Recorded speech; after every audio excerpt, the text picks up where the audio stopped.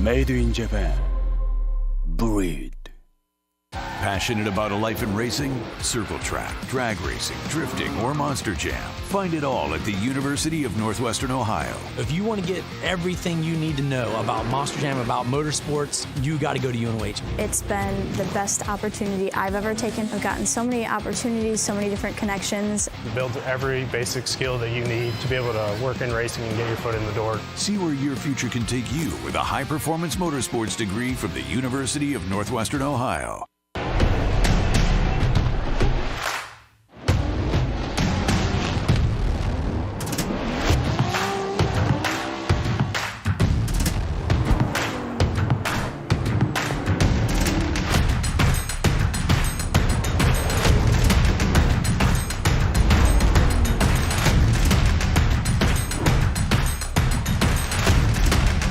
GT Radio. Experience ultra high performance.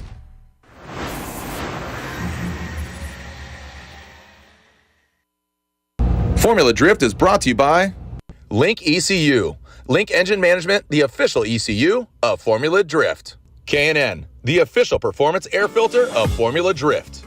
Ford. Nitto Tire. I put my foot on the gas, head on the floor, hopping out before the vehicle crash. I'm on the road, yelling 1, 2, 3, 4, 5. I am the greatest rapper alive. So damn great, motherfucker, I've died. So that means you ain't bigger than rapping. So that means no more playing the back scenes. My spot is solidified if you ask me. My name is identified as that king.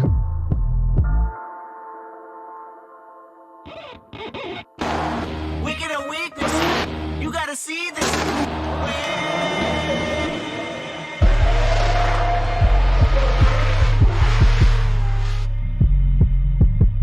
But guess what? They're back. New season. Yep. Wash, rinse, repeat. This should be another exciting one here, Lontaine.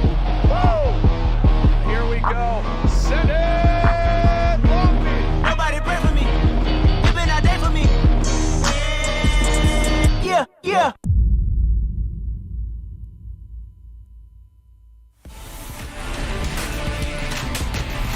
It's a beautiful day in Long Beach. That's right, we are back at it like a track addict. This is Formula Drift, and we are on the streets of Long Beach for the first round, celebrating 20 years of FD, baby! I'm Jared Deanna, so proud to be here, and just amongst the family, amongst the fans. Next to me, for Top 32, back to American soil, Robbie Nishida. Robbie. How you guys doing? Thank you for having me, and it's an honor for the 20th year being back here as one of the judges, and also being able to commentate for the Top 32. I'm excited. Calm down. Calm down. You're just bubbling over with enthusiasm. I'm joking. Robbie, your job here today is double duty with 32. We'll get Ryan Lontaine in the top 16. Had the pleasure of working with a great friend of mine, a great friend of ours, Ryan Sage, president of Formula Drift, yesterday during qualifying. Stands are just filling up right now. It's a beautiful day. And the fans really know, like, hey, all right, cool. You know, maybe I'll miss 32. I'll come later, go for 16, or I'm going to cruise around and high five some drivers.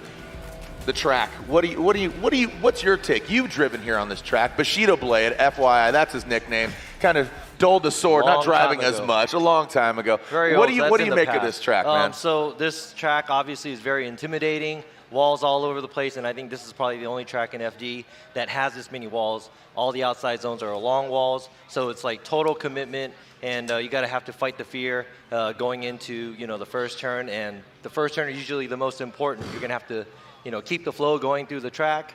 Yeah, I'm just excited to see how these drivers are, because the car is progressing and everything. So. Hey, look at that. The Formula Drift Hall of Fame. Is that mine? I don't see JD on there. Is that mine? Ace SHRM. I'll let you figure out. Is it public knowledge? No. Well, go ahead and, deduce that. What names do you think those are? SH and RM. Not Robbie. I know that for sure. Yeah, they misspelled M. It's N. Not Mishida. Sammy Hubinette. Reese Millen. Yes. They are legends. I don't know if they know it. Those rings, that's the same people who create the Super Bowl rings. These are actually amazing things to just acknowledge and respect. Put some respect on it. 20 years of FD, the Hall of Fame, it's going down. This track, you could see just the overall. It turns 9, 10, 11 on this IndyCar track, which is going down next weekend. IndyCar, open wheel, IMSA, all that, Long Beach Grand Prix. Let's talk about Ryan Turk, man. What an amazing day he had yesterday. A near perfect, a 98. And you guys all agreed, X factor, because judging format has changed going into 23. You have 90 points available, and then you have the X factor. This is my analogy. Ice cream is great, but ice cream with hot fudge, that's the X factor. It's a little sweeter, a little good. What do you like that? Yeah, a little on top. His run was great, and obviously he was the first qualifier from last year as well, right? So that's like back-to-back #1 qualifier, and there you go. You can see that he's going to have a bye run for his first match at top 32. But also James Dean, Ryan's run was great. I mean, it was nearly a perfect run. Yeah, it was. I mean, so good. So you can see, again, as you said, bye runs for Ryan Turk, James Dean. James is back at it. But let's take a look at Chelsea Denofa's run. Denofa, the all-new Pennzoil Mustang RTR Spec 5 FD is what they're calling it. It's the 2024 Mustang. Headlights, taillights, guess what? Still, bumper repair, dent repair. He doesn't do it. He just causes the damage. Yeah, look at that angle thrown down by Chelsea. It's just amazing, and he's not, anybody new in this series, where he's probably one of the most exciting drivers to see. James Dean's back, man. How cool is that? And to come out swinging, he started, because we did reverse order. So Aasbo was the last to qualify. James is one of the first. He's second actually to qualify after Thorne, who came from Prospect. But James Dean, he's in the RTR car. He's not in an S15. He's in a brand new, it's a right-hand drive Mustang, and he comes out swinging. Yeah, I mean, looking at his runs and Chelsea's runs, they're very similar cars, but I'm pretty sure the setups are different and different drivers, and both very exciting. And then the run of the day, #1 qualifier, Ryan Turk, who won here last year. He wants a championship. He ended up 3rd overall last year, just behind Matt Field. But look at Ryan Turk, that Rain-X Toyota GR Corolla, Nitto tires. I know Mike Spagnola loves it. He's in the building here, and Ryan Turk loves it. She's watching. Roman, their son, who's back at home, just turned 1 a little bit ago. Ryan's, I said, you have a love-hate relationship with this track, because he wrote it off. He says, no, I love this track. Yeah. The track might not like him, though. he acted like he loved it, because it's really hard to be that exciting to watch and also that smooth. So very great job by Ryan Turk. I'll tell you what, the electricity here, the feeling, the vibe, I've talked to so many people, the illest car show going down there, the illest Formula Drift collab stuff. We got Type S stuff for sale down here, all the cool cams, all the cameras, the dash cams from Type S, the underglow lights you'll see. Go buy it over at the Formula Drift booth. Frederick Aasbo, defending the title, he joins the alumni of the 3-time champ club. Forsberg did it first, James Dean, who is back at it, and then Freddie. What does Freddie have to do this year? Where do you think his mind's at, Robbie? Now I'm looking at, Freddie is back. He's going to be going for the championship, pretty sure. Pretty sure James Dean is going to go for it too, so they could be, one of them might be the 4-time champion this year. You never know, but all the other drivers are going to try to keep that away from them. So he's got the target on his back. He's got the rock star on his back. But I honestly think he's super. What? I didn't even know that. That's a great fact. Won Rookie of the Year in 2010. I can't even imagine him being a rookie anymore. No, yeah. I mean, he's just part of the fabric. He's part of the DNA. James Dean, again, notably, Ryan said it yesterday, he just elevated things to a different level when he was over here competing. Him and his teammate, Peter Vincek, they made such a statement. The Candy Machine was so fun to watch, and, oh, gosh. What I'm just enthralled with is that him coming over here, getting behind the wheel of this brand new Ford Mustang RTR, and he just comes out swinging. That's just what I see. 17, 18, 19, I know his sister, his mom and dad, they're at home watching, but guess what? He makes it even easier on himself. Him and Turk, fast passing the 16. They don't need to make their bye run. They're going to park it. They're going to hang out. I don't think they have beers in their hand just yet. But guess what? Who's going to party at the Pike Bar tonight? We'll see. Ryan Turk, defending winner of Long Beach last year. And I always bring it up. Those bumpers, they have no room for error compared to the big bumper hang that, let's just call it what it is, the Ford Mustangs have compared to that Toyota Corolla. You hit that bumper, your tire's right there. Yeah, and then he still kept it right next to the wall at all the outside zones. And I don't think he had really any flaws in his line overall. So that was like a merely perfect run. He nearly perfect run is a 98 point something like that. I can't remember exactly. 98.33, I believe it was. And where he made the small mistake, and he even said it later on after I interviewed him, that damn inner clip, that front clip. He says it might look deceiving. It's hard. Well, Robbie, you and I are up here in the booth. We got our judges, Chris Yule, Ryan Lontaine, Sean Adriano, Brian Eggert. He's going to handle some things. Of course, Ryan's next to us. But another member of our team, so happy to see her. I haven't given her a hug yet, but let's just give her all the love. Joining us once again, Lorette Nickel. Lorette. Oh, Jared, I know. I can't believe I haven't seen you yet. I can't wait for that hug. But behind me is Ryan Turk's car. And last year, he qualified first. He did it again this year. And he thinks that 2023, he can do the same. He can do that. He can grab that win as long as he drives at the same level he did last year. The car's phenomenal and made some small tweaks to the car, nothing major. So it's still going to be a big threat on track. For Long Beach, he'll go through the same methodical plan throughout the day and adjust to the track if it's changing, which depends on track temps and any changing weather conditions. Guys, back to you. Look, Lorette, don't curse us. You say the changing weather, it's beautiful. It's just a little windy, it's a little cold, a little this. My wife says, I knew I should have brought my jacket, all right? So, but it's a little bit of wind is Mother Nature's Zamboni clearing out the smoke. So we have the forecast is going to be beautiful and smoky. That's my forecast here. Did it up in the chopper. So let's take a look at the Torque Drift course preview. And of course, we kick things off here in Long Beach. Atlanta, my favorite track. I'm just going to call it. Sorry, Long Beach. Sorry, E-Town. Sorry. I love Atlanta. The vibes, the feels. That's the birthplace, the womb of Formula Drift. 20 years ago, Alex Pfeiffer, Sam Hubinette, Ernie Fixmer, the OGs, right? Yeah. Kenshiro Gushi, Chris Forsberg. Speaking of Chris Forsberg, let's take a look at this Torque Drift course preview right along with Chris Forsberg and his NOS energy drink, All New Z. Right here, one motion going into the outside zone 1 from the initiation. Want to keep it snappy and want the rate of angle to be the highest from when you initiate.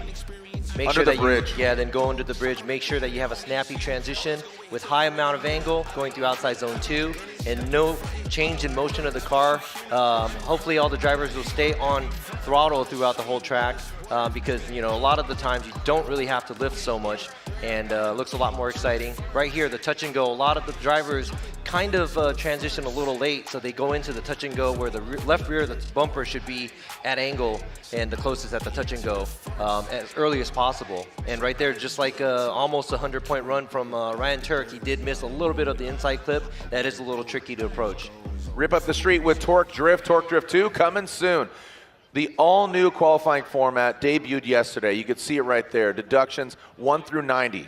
X Factor 1 through 10, equating the perfect run would be 100 points. Robbie, I got to ask you, because you talk about that snappy transition from outer zone 1 to under the bridge outer zone 2.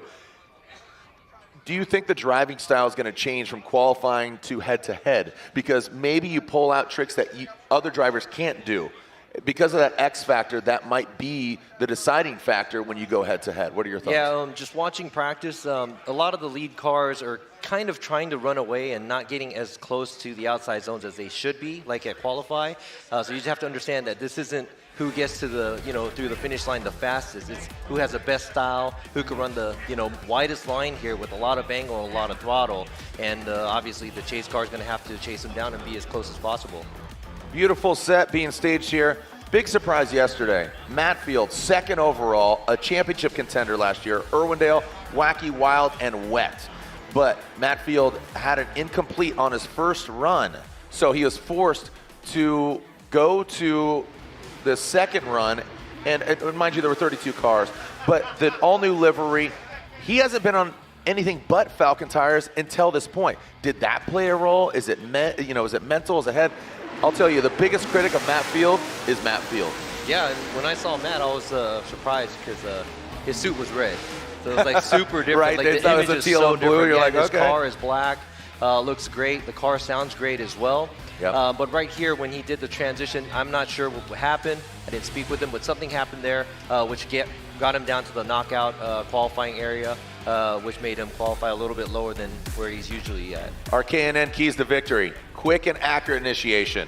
We're talking tight on that inside clip, which there's only one. You got to end it with an exclamation point. Midline from inner clip 2 until the transition to outer zone 3. So go mid. So where Matt Field looped right there, you want to go mid. You don't want to go tight. You don't want to go deep because it's going to get interesting. Fill the zones fully. So start to finish. Outer zone 3 specifically. Don't hit it and quit it.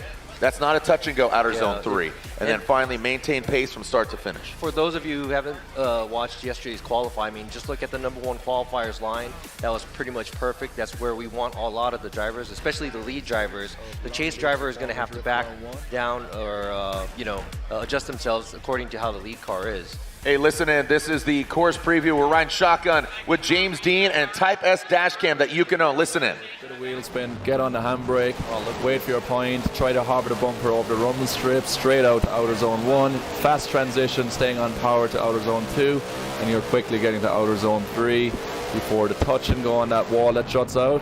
Hard on the brakes and pick up inner clip 1 and full throttle all the way over the finish line. That is your Type S course preview, and thanks for watching. They're always after me, lucky RTRs. The luck of the Irish. We'll see. We got, again, the Irish are back at it, between Dean Carnage Kearney. Love to see the HyperNFT.io, Dodge Viper, James. It's great, man.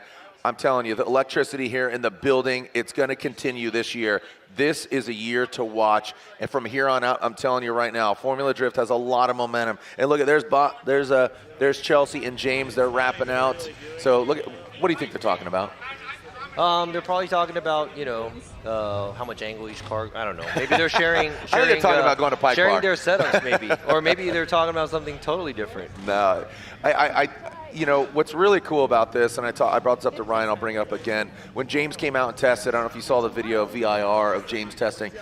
Vaughn told me at the RTR reveal that James just sat and watched. He just spectated the chemistry of the team. Not so much the dynamics of the car, what's going to happen, more of the dynamics, what's going on. Because I remember when Chelsea got announced as an RTR teammate, we go to the St. Louis Auto Show early in the year. That's the first kind of foray, how they dance. Travis Reeder's joined us out there. And Chelsea and Vaughn just mesh so well. They have a good butt dyno. Between suspension and cars and all. Do you know that term, butt dyno? Yeah. They have good feel, and they just vibe so well. And I think between James, Chelsea, Adam LZ, Vaughn, that's a dangerous chemistry right there. That's a strong team right there. Yep.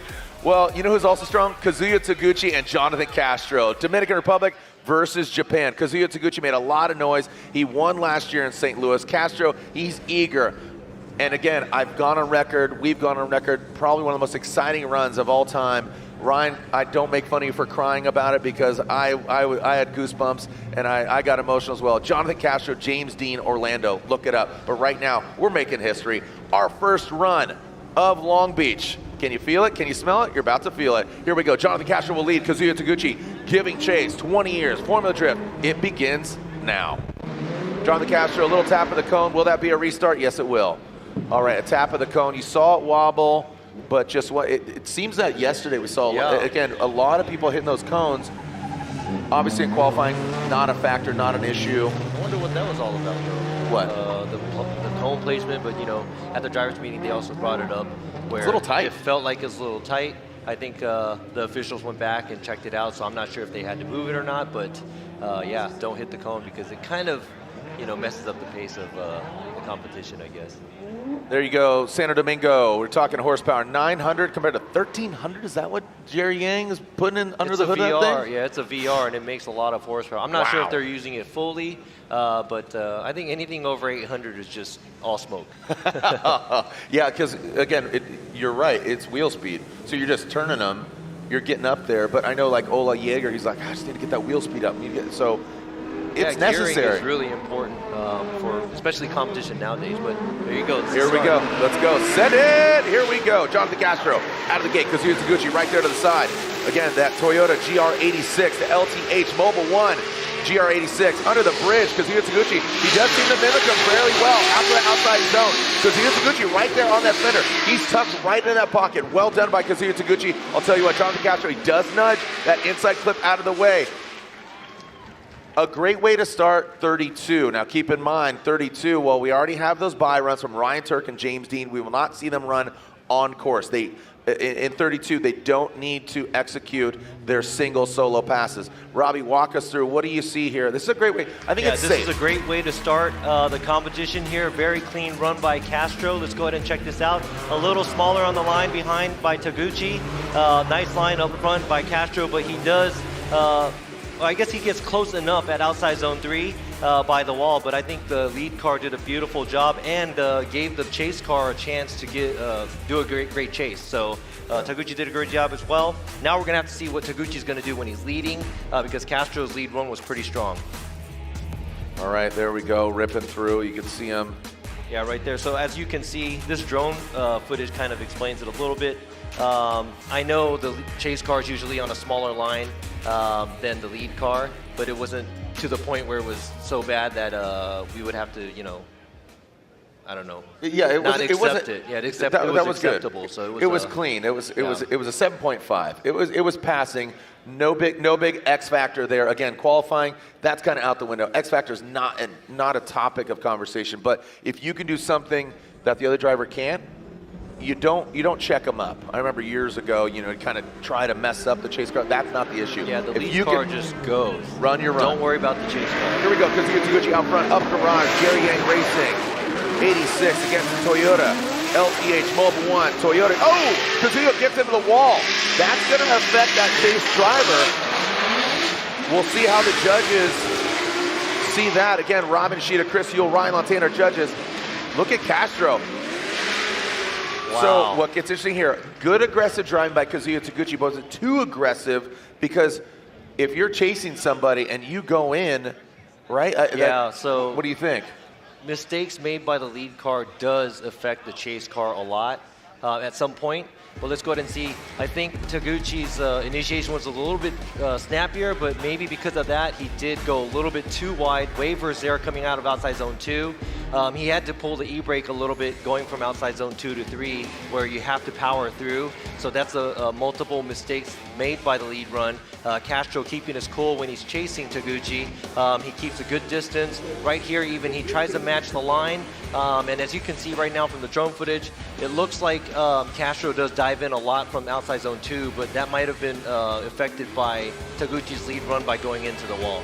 You don't want to write off your car, man. This is round 1. I always tell people, but between you have your off season, you build your car, we throw you at the most unforgiving track. Yeah. Make it to Atlanta. Just get to Atlanta. Get past this, and obviously if you feel the special sauce, you definitely have to push and like Ryan Turk. Yeah, I mean he's got big drift energy. Let's just call it what it is. Yeah, and driving by yourself and driving in tandem is two totally different things too. But the lead cars just have to concentrate on keeping it clean, sticking it to the walls, not into the walls, Yep. And with a lot of angle and a lot of throttle. Truly international affair. Ryan Lantain, Chris Yule, Robbie Nishida are 3 judges this round. Brian Eggert will be peppered in, and again, we're kind of rotating our overall, thing. All right, here we go. Slide him left for Castro. Slide him right, and Jonathan Castro gets the win. Jonathan Castro gets the win. 2-1. And your reasoning there, Robbie? Okay, well, just as I explained earlier too, going into the wall.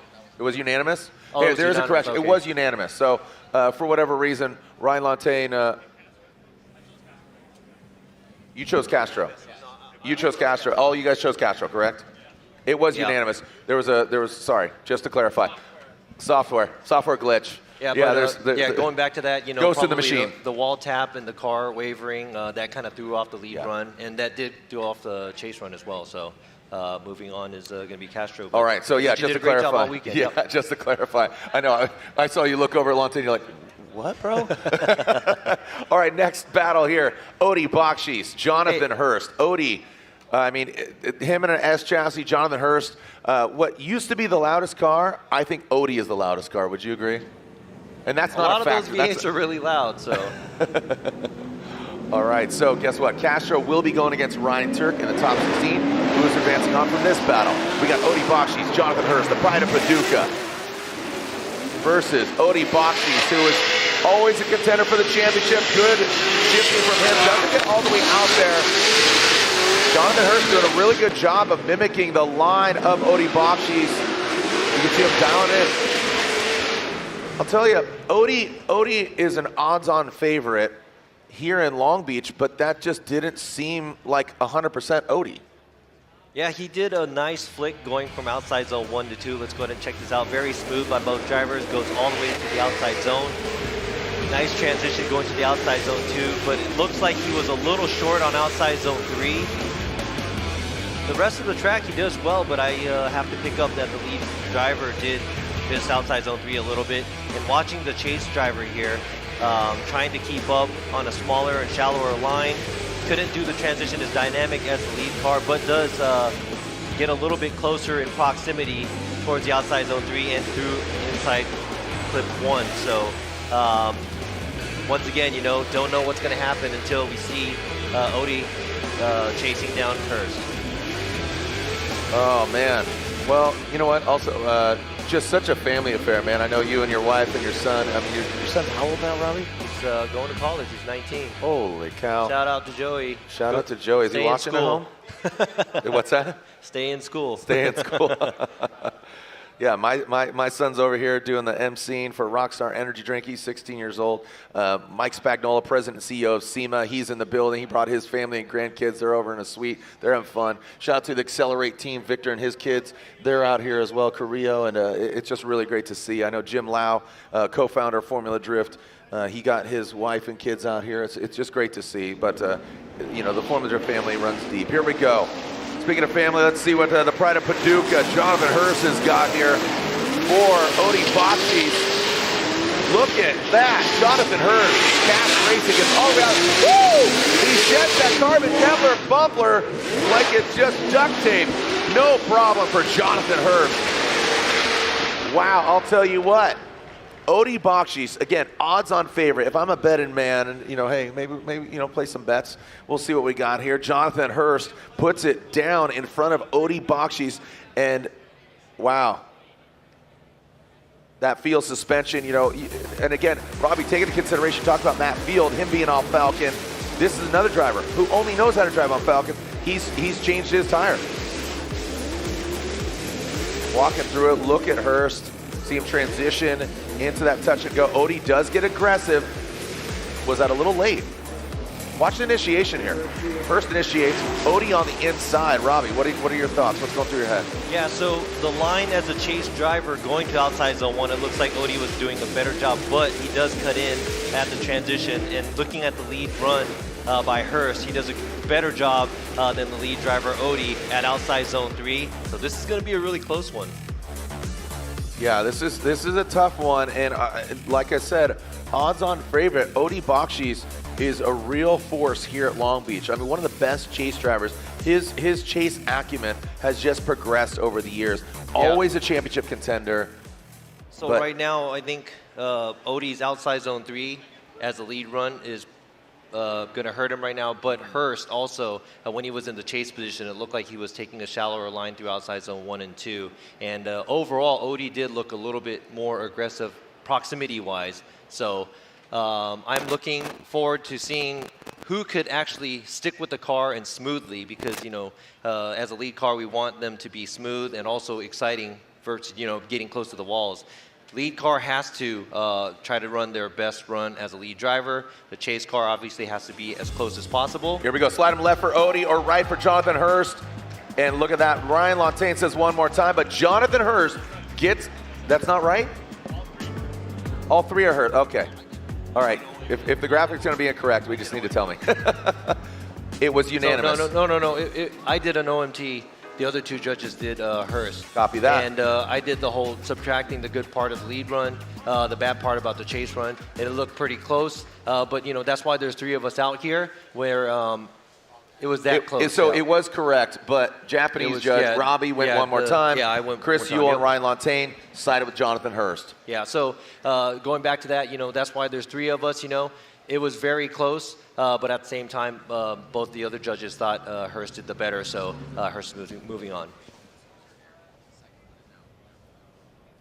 So just to clarify, Jonathan Hurst gets the win, taking out Odie Bakchis in top 32.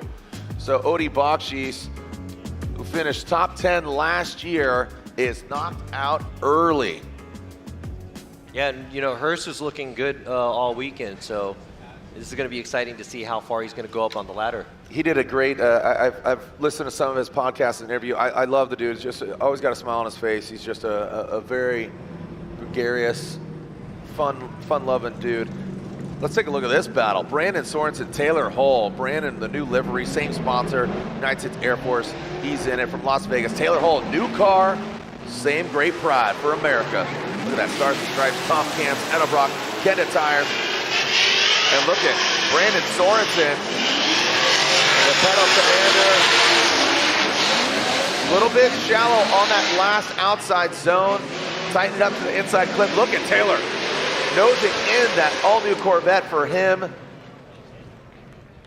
Yeah, I think this is the first 3 battles, but I think all 3 of them, maybe the lead runs, they're kind of not all the way out on the outside zone 3. They're all doing great on outside zone 1 and 2, but right here, looking at Sorensen, he does miss outside zone 3. A little late at the touch and go doing the transition, but overall, clean run.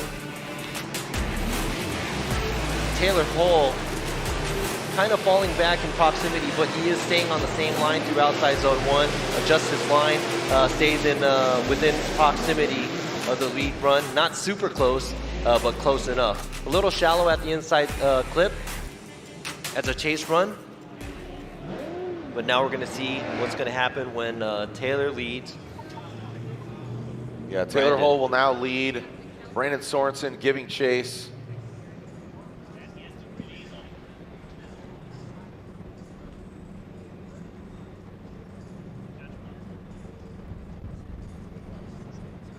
See what we got here. Taylor Hull will now lead. Who's going to refine it? Again, that X factor, not so much a factor as far as, you know, denomination of judging, but if you got something that other driver can't do, pull it out of your bag of tricks. Don't try to mess up the lead driver, but if you got that snappy transition, especially 1 to 2 under the bridge.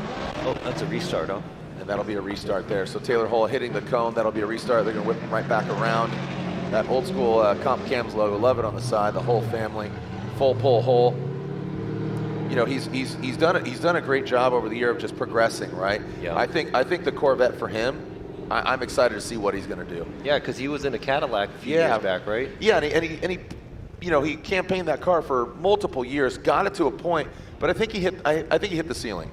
Yeah, I mean, it's got a long wheelbase, and maybe it might have been a heavy car, but there were some rounds that I saw, even through live stream, you know, he was doing really well in that car, but maybe, you know, this chassis might be a little bit more sportier and maybe a little bit better for what he's doing. Do you know the underbody of that car, and do Corvette parts apply to that? Or? Well, I know Corvettes are pretty great chassis. Well, I'm talking about the Cadillac. So, oh, the Cadillac. No, I mean, we never have those in Japan, so yeah.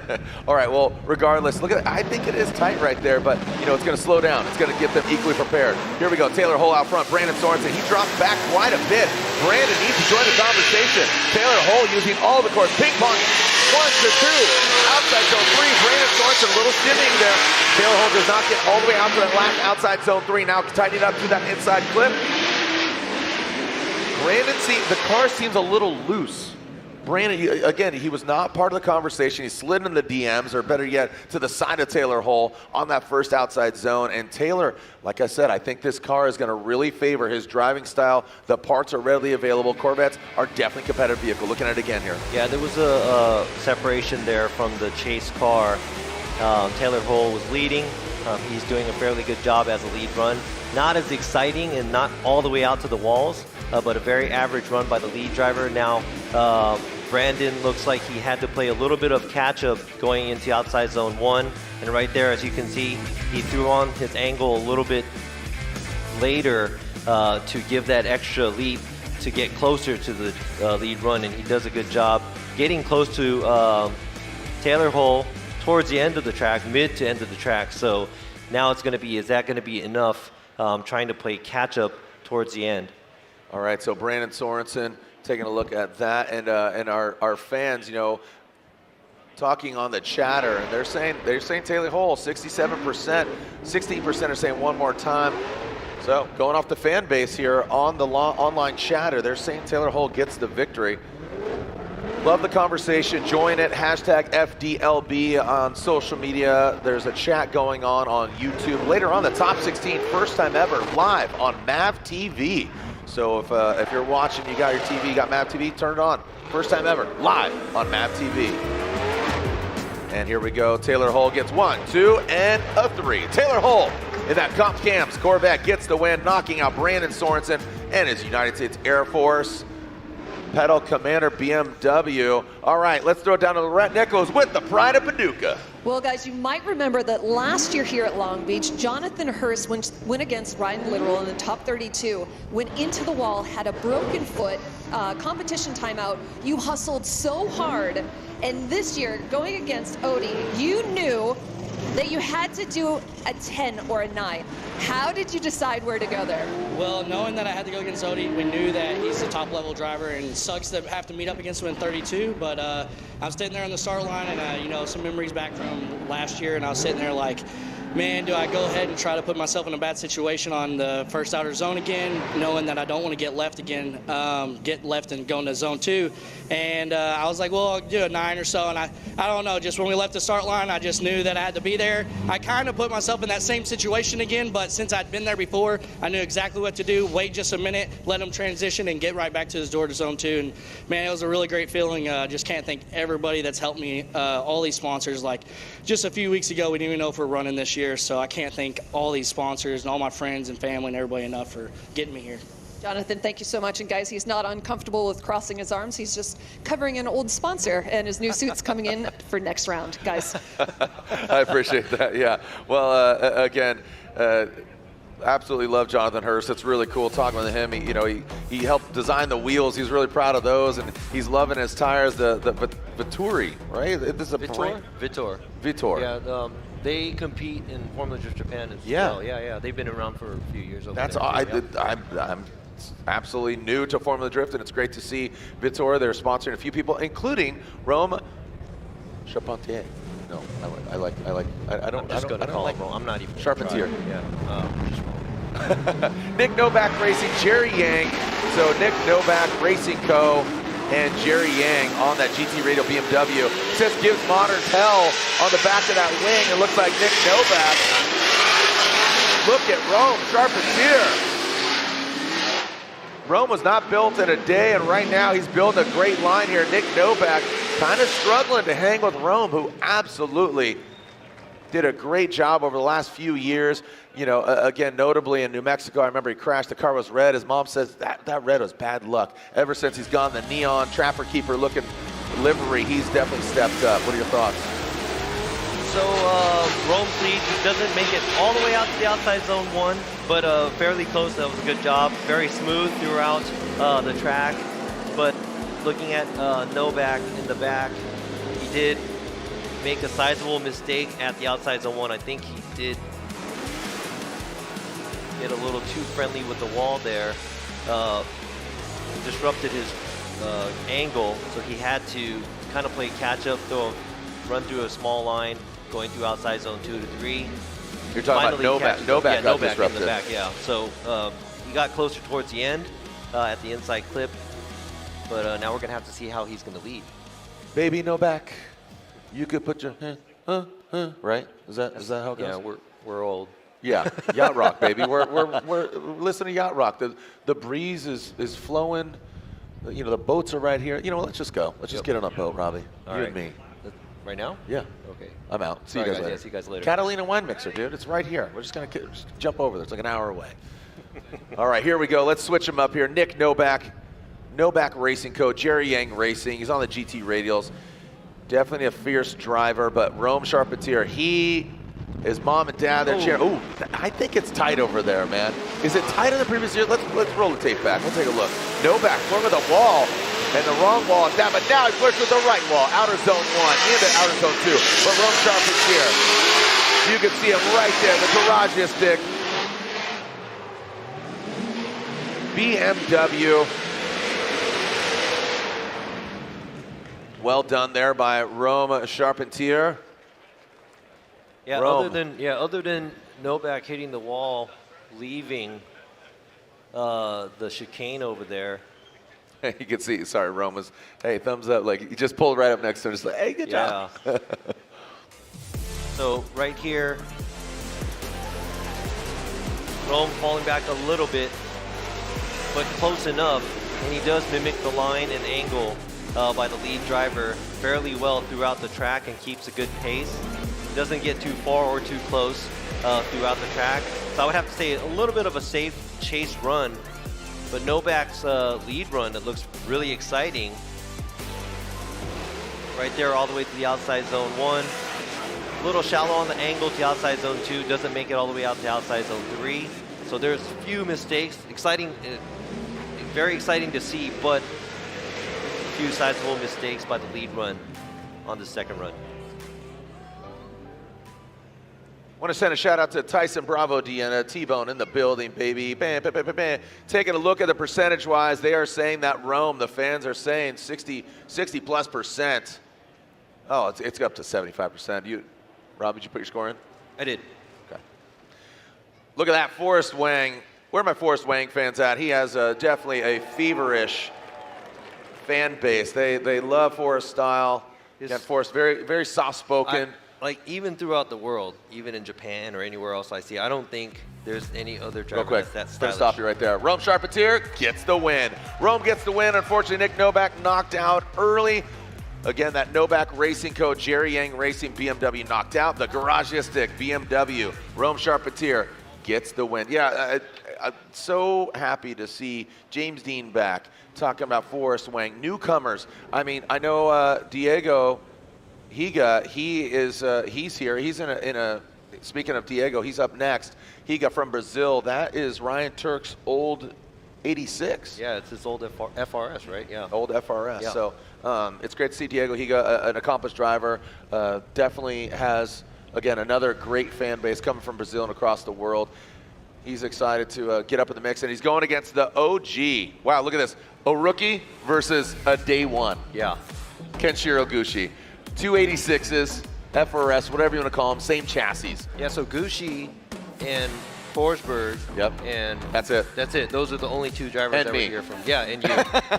And Andy Luck and obviously Ryan Sage. But yes, as far as drivers on the grid, Chris Forsberg, Ken Gushi, they were day one, 04 Atlanta. Ryan Turk was day 1.2. Like he entered the picture in Chicago in the parking lot. I remember seeing him in Tire Chicago. Slayer, his S13. Diego Higa, a little false start there. That'll be a restart for Diego Higa. Yeah, looking back the 20 years, watching, some of the drivers that are competing right now.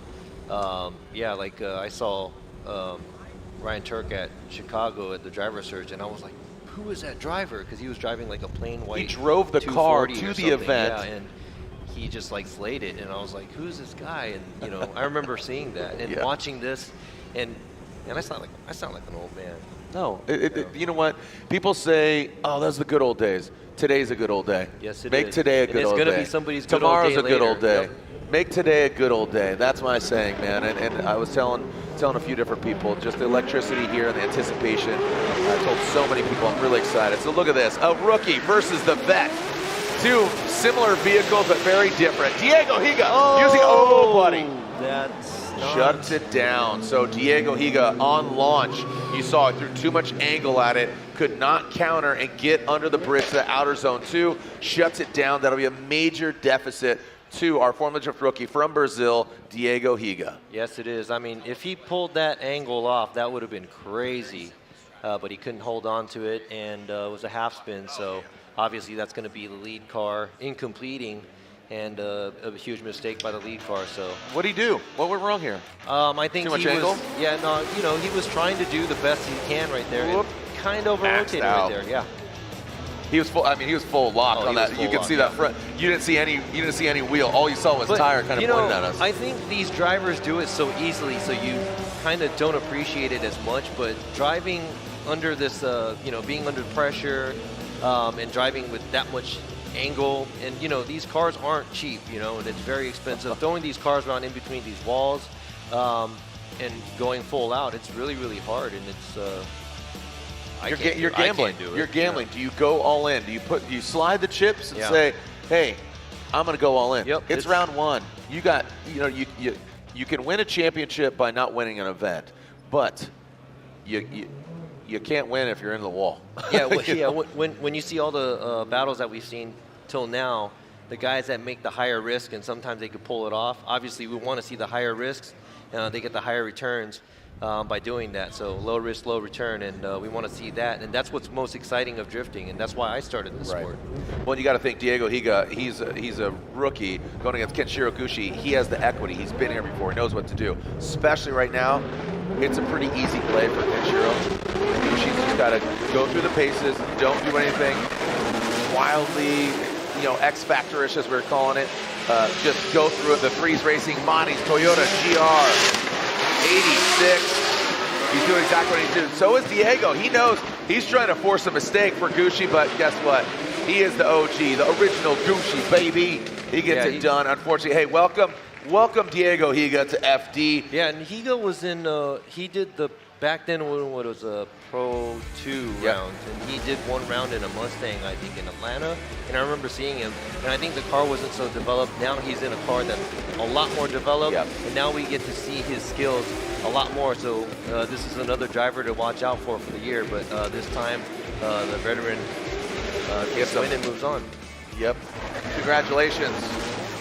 Again, without even going to the judges, Kenshiro Gushi's going to get the win. Look at all that rubber laid down. Yeah, how does the track perform? If I had fake shoes, my soles would have fell off because it sticks on my shoes so much. It's like a burnout box in a drag race. So I think the officials were trying to take off some of that before we started this event this weekend. So hands down to the guys out there working hard. It's really cool. If you look at Google Maps at our location right now, when all this goes away after Long Beach Grand Prix, you still see our line. And that's there you go. Congratulations, Kenshiro Gushi, the Mahdi's, Threes Racing, Toyota GR86 gets the win. When all the scaffolding and the bleachers and everything goes away, you see our line that goes through. There's a parking lot going on to, talk about Shoreline over here. It goes on to Shoreline over there, turn 9, 10, 11 of the open wheel IndyCar racing. And I know the IndyCar, and they have racing going on around here, but are you sticking around for next weekend?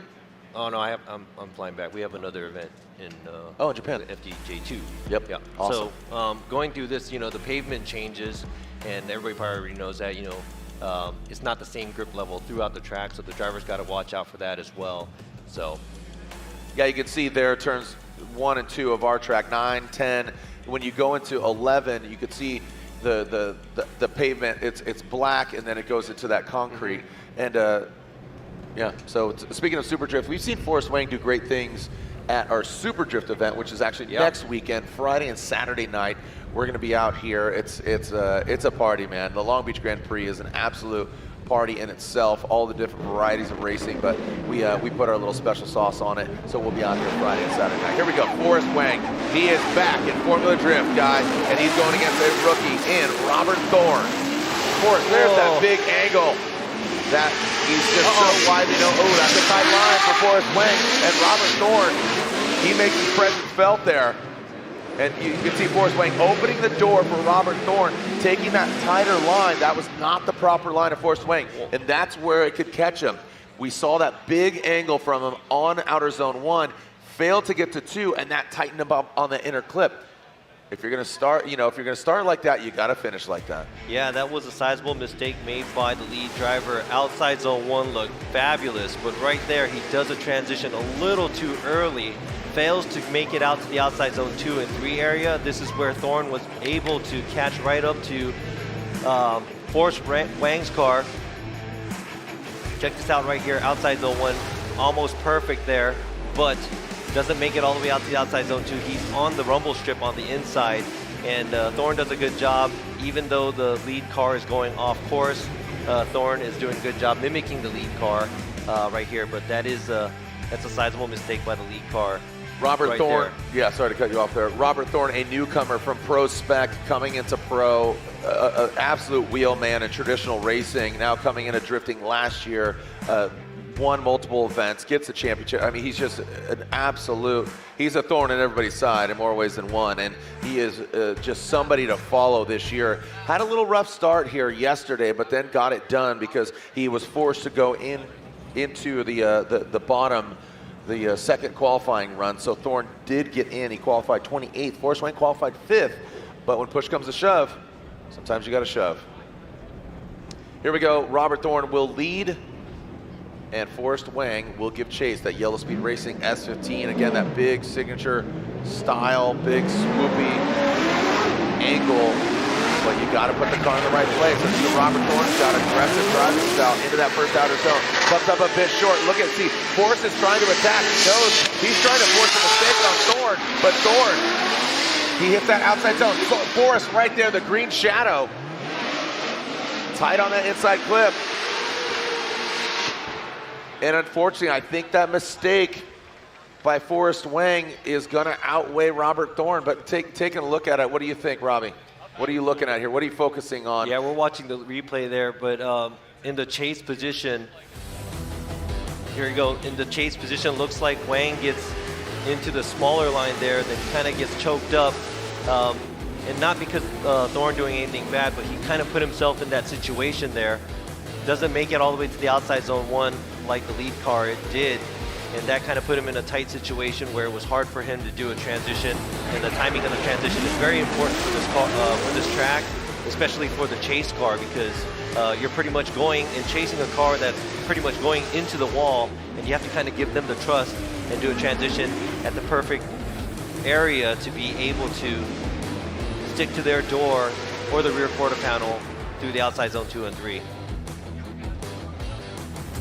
All right, so the fans are voting right now. A lot of people are going one more time. It's going Thorne. I think sometimes the passion gets in the way of just looking at it, taking the emotions out of it, and looking at the application of driving. Yeah, like for us, it's just, you know, car A and car B and how it moves, and that's how we have to see it. So we're not heartless or anything, but no, that's what we have to do as judges. Again, people, oh, who's your favorite? You know, Chris Forsberg always gets the win. I'm joking. Yeah. People jokingly always. So slide him left for Forrest Wang, right for Robert Thorne. One more time.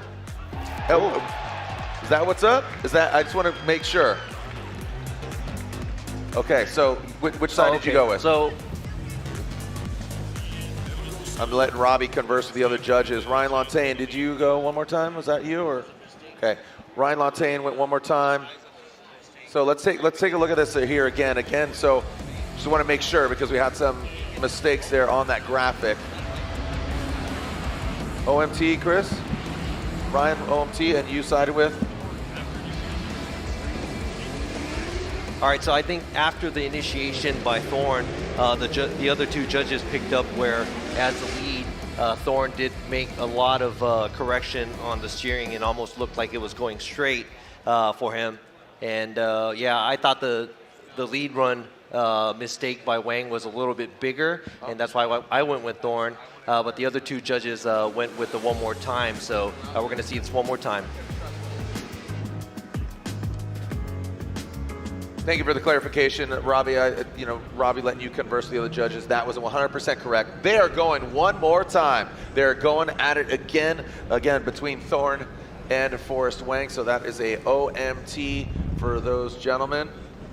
Forrest Wang and Robert Thorne. So some great clarification. Again, I knee-jerk react. I kind of call it as it is, and it's great when you really kind of deduce and look at all the criteria. Yeah, let's go to let's go. Yep. Alec Robbins, Ola Jaeger. Alec Robbins, non-stop tuning 250Z. Again, Ola Jaeger, he's talking about that. Oh, Robbins! Oh, man. That was a big, heavy hit. You saw him chrome out of shape. I think Ola Jaeger got a bit of a gift there from Robbins. Robbins, we've seen him just progress through the years. He was really aggressive when he came into FD, like something to prove. It came in hot, and I love his driving style, but it's one of those cases like Chelsea Denofa. He knows he needs to detune it. Just dial it back just a little bit. Yeah, right here, don't burn too. The meatloaf. At the beginning, it looked like, okay, Robbins is going to have a lead right here. A lot of lead by in front of Jaeger because he did fall back on the straight and at the initiation, but he does end up into the wall. huge correction. He tries to play it off by keeping or staying into drift, so I am going to see if that's going to be, I'm not sure if that's going to be a chaseable lead. So that might even be an incomplete as a lead car, but then that might be an unchaseable lead run by Robbins, And you as a judge, you digest that run, right? You digest it. There's no verdict either incomplete or this or that. It's just, it is what it is. Wait till run 2 happens, and then you kind of elaborate on just for those. All right, well, we're cleaning up the track. What is cooking down there, Lorette? Well, hello, Race Shake. All right, James Dean is back. The man, the champion that clinched 3 championships in a row. We have missed you. And you also said that this has been a dream of yours since you were a kid. And you felt like something was missing. Welcome back. How are you adjusting to the new car? Thank you so much. It's amazing to be back. So like I said a few days ago, when I was a kid, America was the dream. Like, I grew up watching like Darren McNamara from Ireland, battling the likes of Thorne and all the top guys over here. So I grew up watching that and dreaming of one day reaching that level. And that's what we made happen back in 2017 with Worthouse. And ever since we left after COVID and everything, I got the chance to experience a lot of new things, but I always missed the US. Like, the fans here are absolutely unbelievable. The teams like FD with the tracks, like Long Beach is my favorite track in the world. And it's so good to be back. Back with a brand new car, brand new team. RTR have welcomed me with open arms and making me feel really comfortable building a brand new right-hand drive Ford Mustang with a sequential gearbox just to make me feel comfortable. So amazing so far. That's awesome. And he said that the team has been nothing but welcoming. We are so glad that James Dean is back. Best of luck today, guys. Thank you, Lorette. Hey, where are my James Dean fans at? Make some noise. It's just a tall drink of water. Just a big Irish lad. He loves to have a good time. He's so happy to have him back. And this is, I want Daigo back. What's going on with Daigo, Robbie? I mean, he's in Japan. He's making his little land. Fairy Tale Land, his little Disneyland place. Oh, I'm not sure. I don't know yet. Daigo, I know you're listening. I know you're watching. Get over here, you nerd.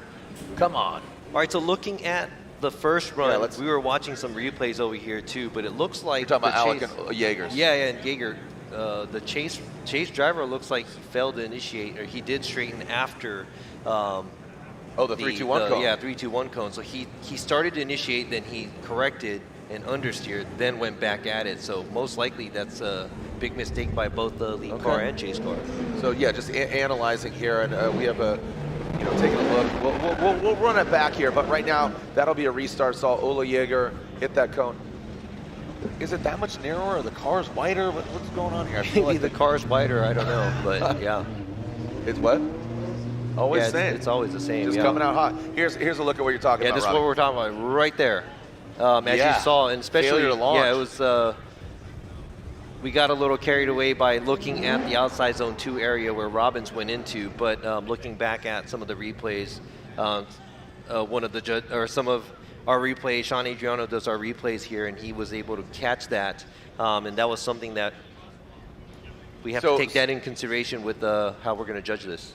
There's the 3-2-1 cones, or the numbers. The numbers are literally on the catch fence. Yeah, going initiation. There's a line, where the 1 cone is. You have to be initiating, and you'll see it right here. So see if 3-2-1. Right, you need to boom right there. So that he initiated at the right point. I feel like Ola. Whoa!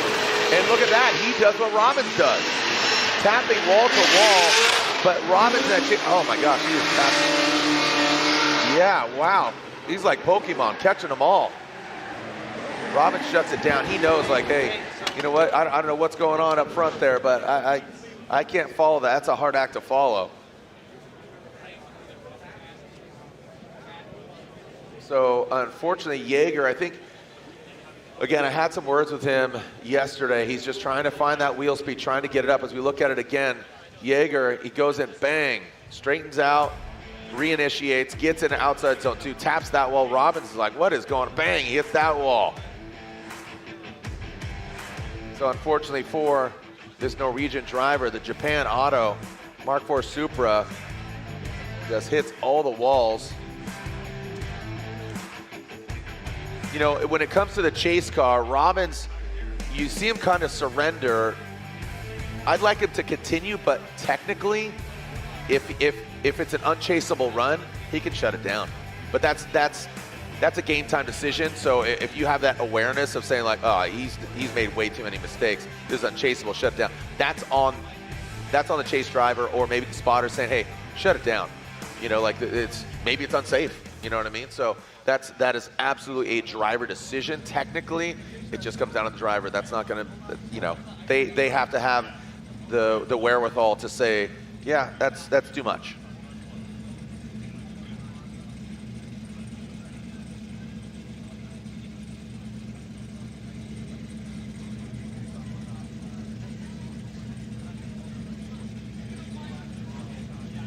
All right, so the judge is elaborating on, you know, now it comes down to, let's just be honest, Robbins and Jaeger had two very, not the prettiest runs. I've been quoted as saying that. So now it's like, who is the better of the worst runs? And now they're breaking down as far as logistically, do we reward them to go one more time? Does somebody get a win because of mistakes? Does somebody get a loss because of mistakes? Tighten it up, boys. Come on. This is FD. This is Long Beach.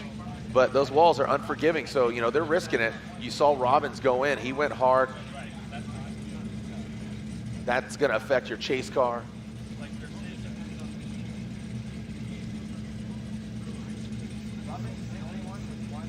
Let's take a look at the BC Racing side-by-side replay.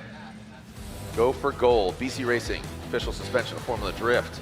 Going to that wall. So you can see on the left, we're looking at Robbins leading and then Jaeger leading on the right.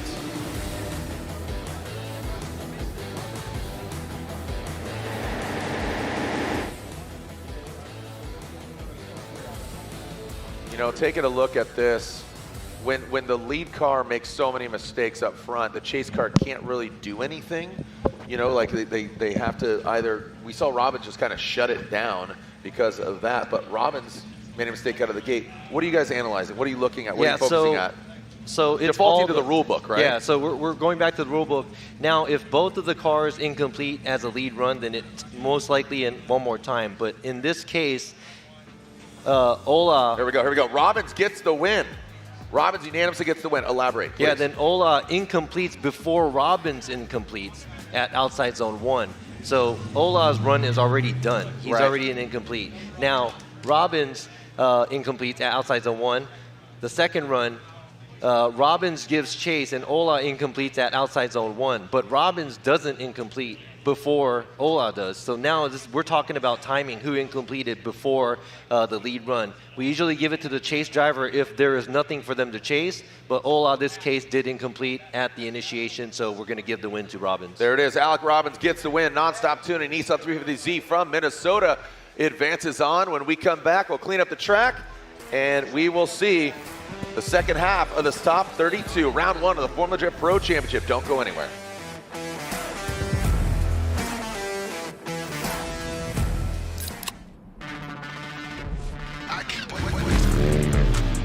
Rockstar Energy gets me energized so I can go out and send it. Hustle on.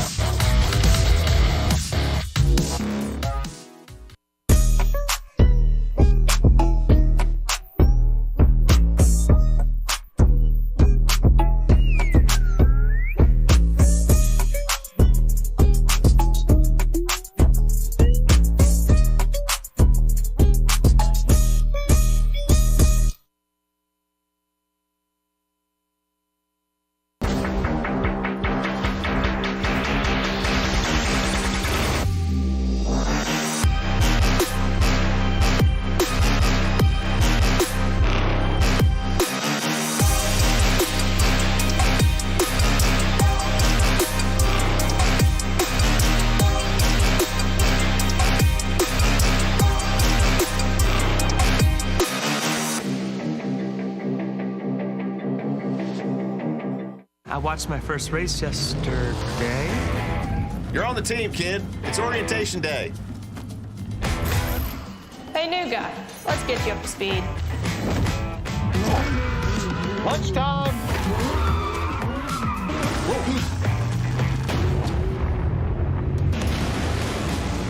Your workspace is ready.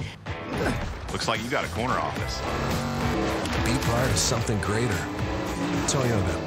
Let's go places. Link ECU. We know what it takes to win. Pushing boundaries, performing under pressure, and having the best people on your team.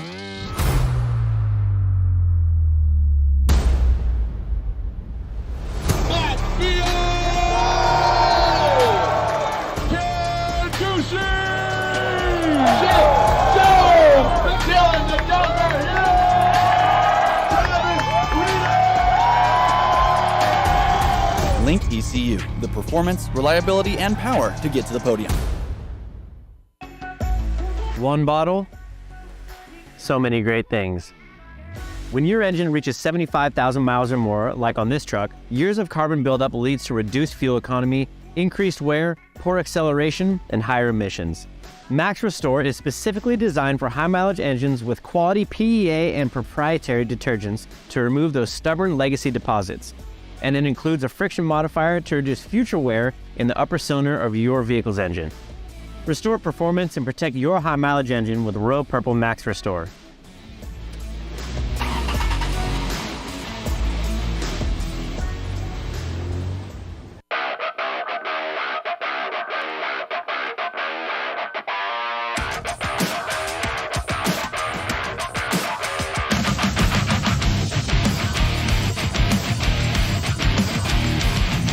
I watched my first race yesterday. You're on the team, kid. It's orientation day. Hey, new guy. Let's get you up to speed. Lunchtime!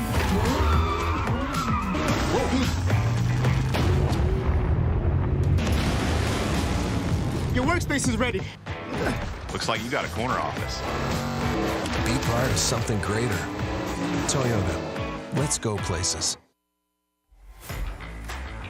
NGK makes ignition coils. Why? Because we prefer a running partner that can keep pace. We know ignition, and since our spark plugs don't run alone, we put some of our energy and expertise into making better coils. NGK ignition coils are engineered to OE durability and performance. And because we race to win, we improve the design, testing, and validation of our coils for better performance. NGK spark plugs and coils, better together.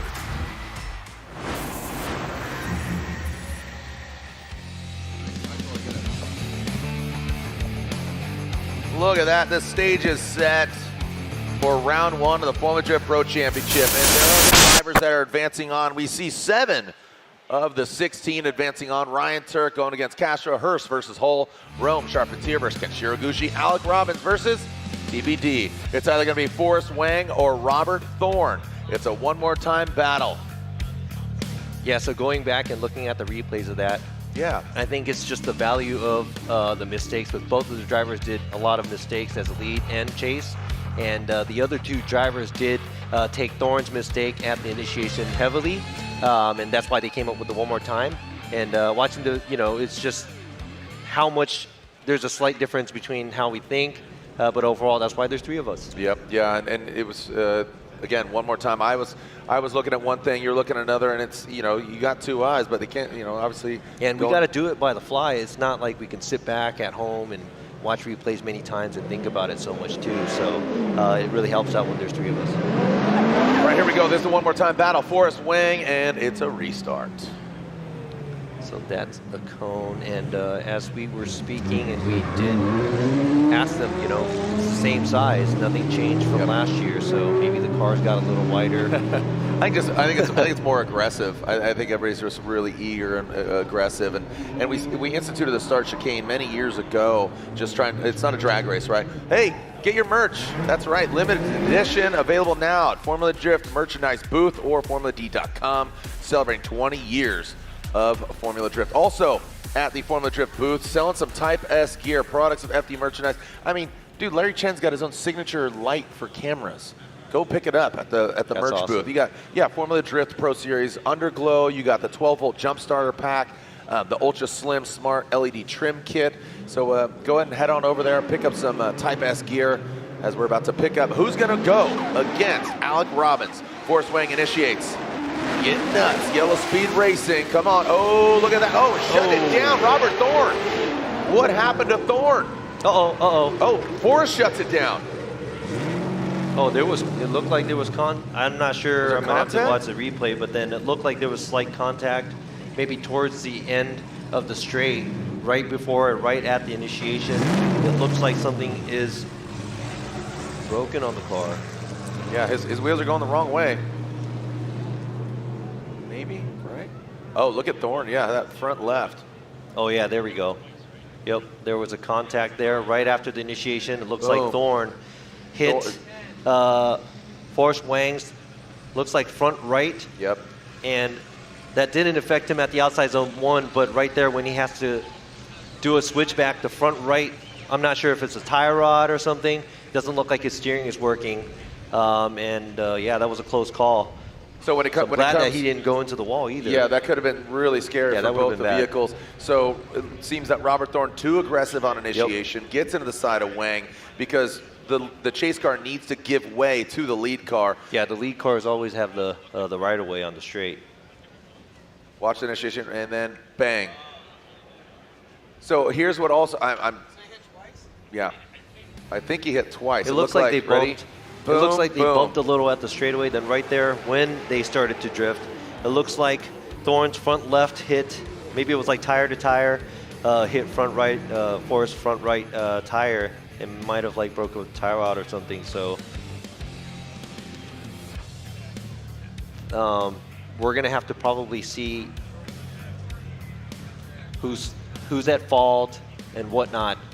Hey, thank you to our SoCal Club, our Cal Club corner workers. Thank you to Bill Baldwin. Bill Baldwin, a legendary beard and the man with metal legs. He stood down there under the bridge for many years. This is last Formula Drift event for us. If you know the gentleman with the white beard and the overalls, wearing the white gear, Bill Baldwin, it's his final event here. So thank you, Bill. Bill with 1L. Thank you so much. Iconic figure of Formula Drift. So I probably think, seen. Do you remember the videos of Bill standing there? Oh yeah, I saw him. So he's here right now. His final event. He says this really is it. Great to see him. Yeah. Oh. Yeah, he says this is my last event. Oh wow. So yeah, he's hanging out. He's up here, so we're celebrating him. He's like an iconic character here in Long Beach. Yeah. And I remember he traveled with some of the other teams before through some of the rounds in FD several years ago. Here we go, looking at Forrest checking out his front right tire. So there was obviously a contact, and I think if that was, if we have to assess fault on one of the drivers, I think it's going to be the chase driver. All right. Well, the car 808, hard-tuned, Yellow Speed Racing, we'll see what's going on here. Obviously, you see the tires going different directions. While a little lull in the action here, let's throw it down to the Dozer, who's with Red Nickel. He sure is, and ready to rock. And this guy has had some car problems before the season even started. What were you battling against? Just some kind of crazy anomalies on the engine side. You know, we've had this 2JZ platform ever since I built this car. So we've had this thing 3 years, 950 wheel horsepower, completely reliable. The Link ECU and the Royal Purple going through, I think it's been absolutely perfect. And then this year we started having a couple of issues and a couple of anomalies. So pretty frustrating. I feel like we were well ahead of the curve. We were one of the first guys done and ready for the season. And then it was issues. Okay, whatever, swap it out, get another one going. Issues, and I didn't really post anything about this. We were keeping it kind of hush-hush. But so anyway, we actually, I'm going to tell you guys this right now, and I haven't said this anywhere else. We stole the motor out of our 2JZ NASCAR, the Permatex 2JZ NASCAR, and that is the engine that's in this car right now. So crazy stuff going down, but either way, we're here, we're stoked. GT Radial tires feel awesome, and this Royal Purple BMW is ripping sick right now. So a couple of little hiccups here and there in practice, but at the end of the day, we're feeling sick right now, so we're good. So you feel like you have it under control right now? Yeah, right now we're feeling dialed for sure. All right, Dylan Hughes qualified 11th. Best of luck moving forward. Jared? Thank you so much, Lorette, and good luck to Dylan Hughes. He's, again, that royal purple vehicle. We got the Max Restore high mileage. Again, you'll see it on his hood, the fuel system treatment. We'll dictate fall here in a moment, but a little low in the action. So let's take a look at Controlled Chaos. I don't know if you've seen it yet, following kind of the Rockstar Energy drivers, and which eventually came out winning for Frederick Aasbo. Here's Controlled Chaos. This is the road to the championship. I've won the championship twice now. I think we can do it again. Let's go, let's do this.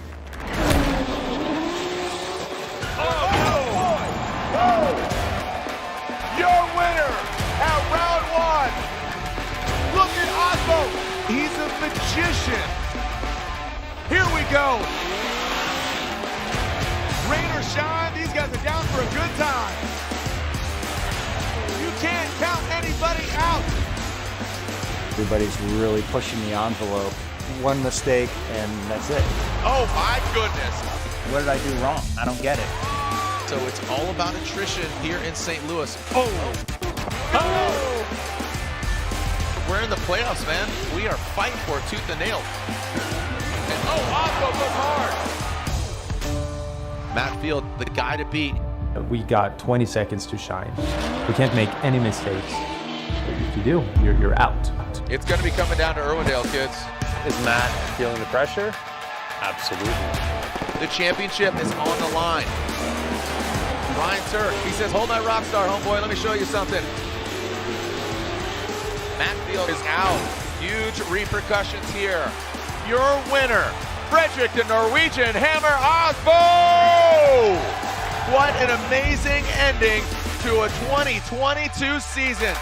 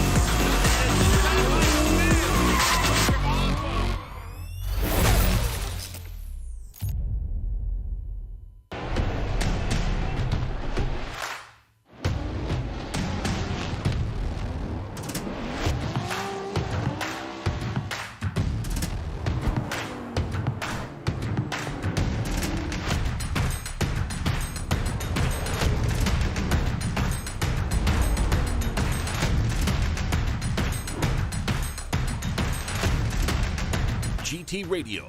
Experience ultra high performance. For 30 Formula Drift teams, our professional Tire Stacks crew will mount over 1,000 tires during a weekend to keep our drivers on track, competing at the highest level. TireStacks.com, the official tire service of Formula Drift.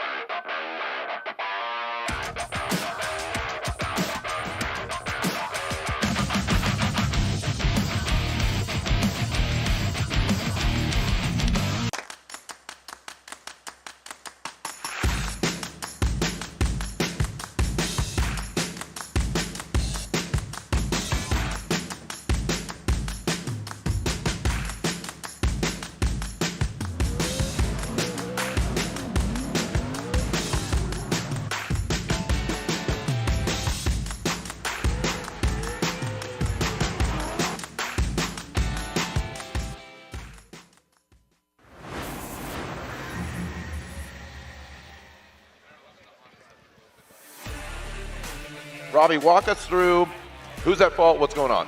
Yeah, so it looks like Thorne got a little aggressive. It seemed like he did bump Wang a little bit on the straight right before the initiation, and right after they initiated, it does look like Thorne's front left hit course, Wang's front right tire did some damage on the car, so all 3 judges went with Thorne at fault. And we talked about it right before we went to break. Need to look at it, just assess it again. You don't just playing devil's advocate, okay? Just looking at, again, defaulting to the rule book.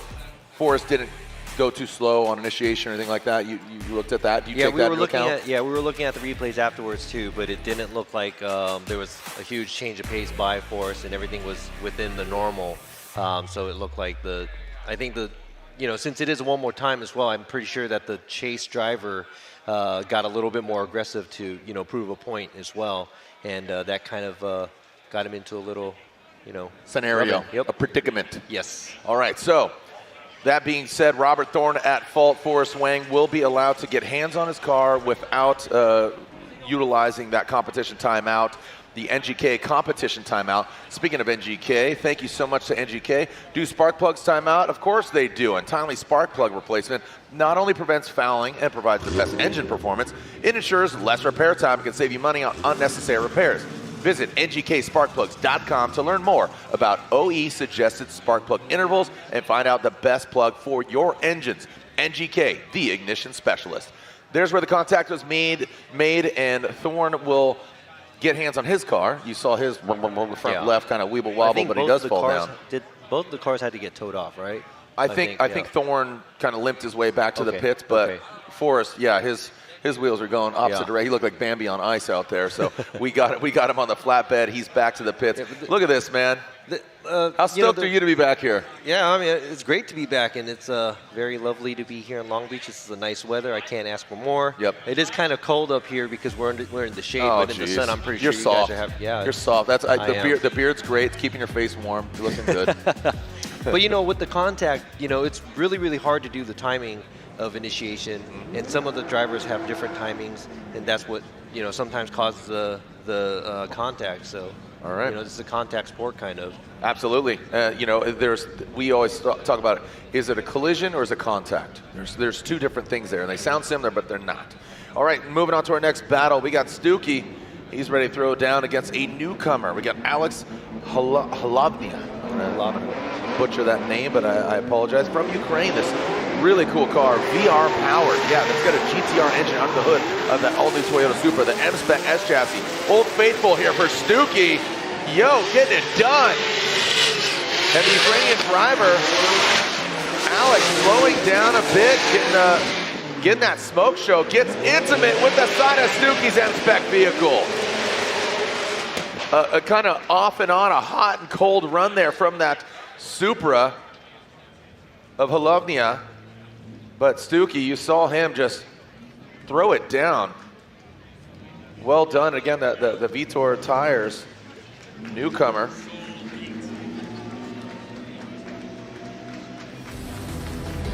So here we go, Stuke throwing the car around, very exciting to watch. But it looked like Holovnia does a late initiation and also comes a little short here after the outside zone 2. Huge correction. That even looks like he almost straightened out, but doesn't make his way out all the way to the outside zone 3 as a chase car, as a lead car. Stuke doing a good job overall. Very exciting looking driver, and I think we're going to have to, I'm not even sure if that's going to be, let's see, that's the straight right there. He dives right in, car almost pretty much straightens after he does the transition going towards the outside zone 2. And Stuke, on the other hand, as a lead driver, he is just doing his thing and completes the track. Now, this is going to help us out a lot, right? That looks pretty straight. But we're going to go ahead and see what's going to happen when they switch places. Holovnia does dive in at the end, makes multiple mistakes as the chase driver, but during his practice it looked like he was laying down some good runs there too. So it's going to be interesting to see him lead and Stuke giving chase.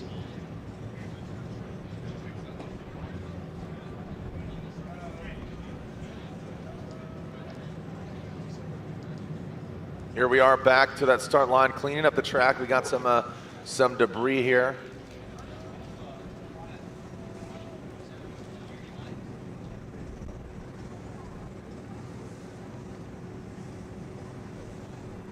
So still have to finish out the second half of the Wang and Thorne battle. And again, we are now officially more than halfway through top 16 because of James Dean.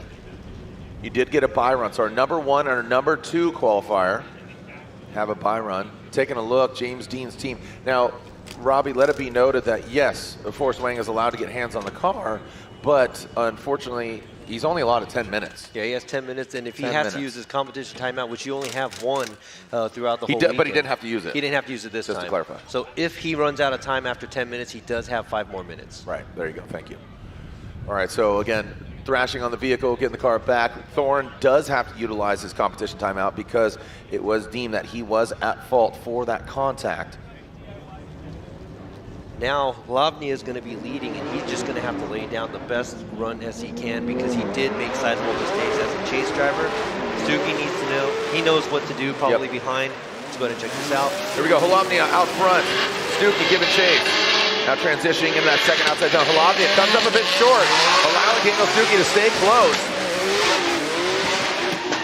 One more turn. Oh, and Stuke hits that wall. It does affect him, but man, he took that like an uppercut and still kept on beating away. Kept going. He didn't correct. That could have taken him out. Oh yeah, that could have been like a complete straighten, but it doesn't look like, I'm going to check the replay again, but it doesn't look like he did completely straighten, but could be close. He still maintained the angle, I think, but let's take a look at it again. Again, the Formula Drift rookie, Holovnia, what are you looking at, Robbie?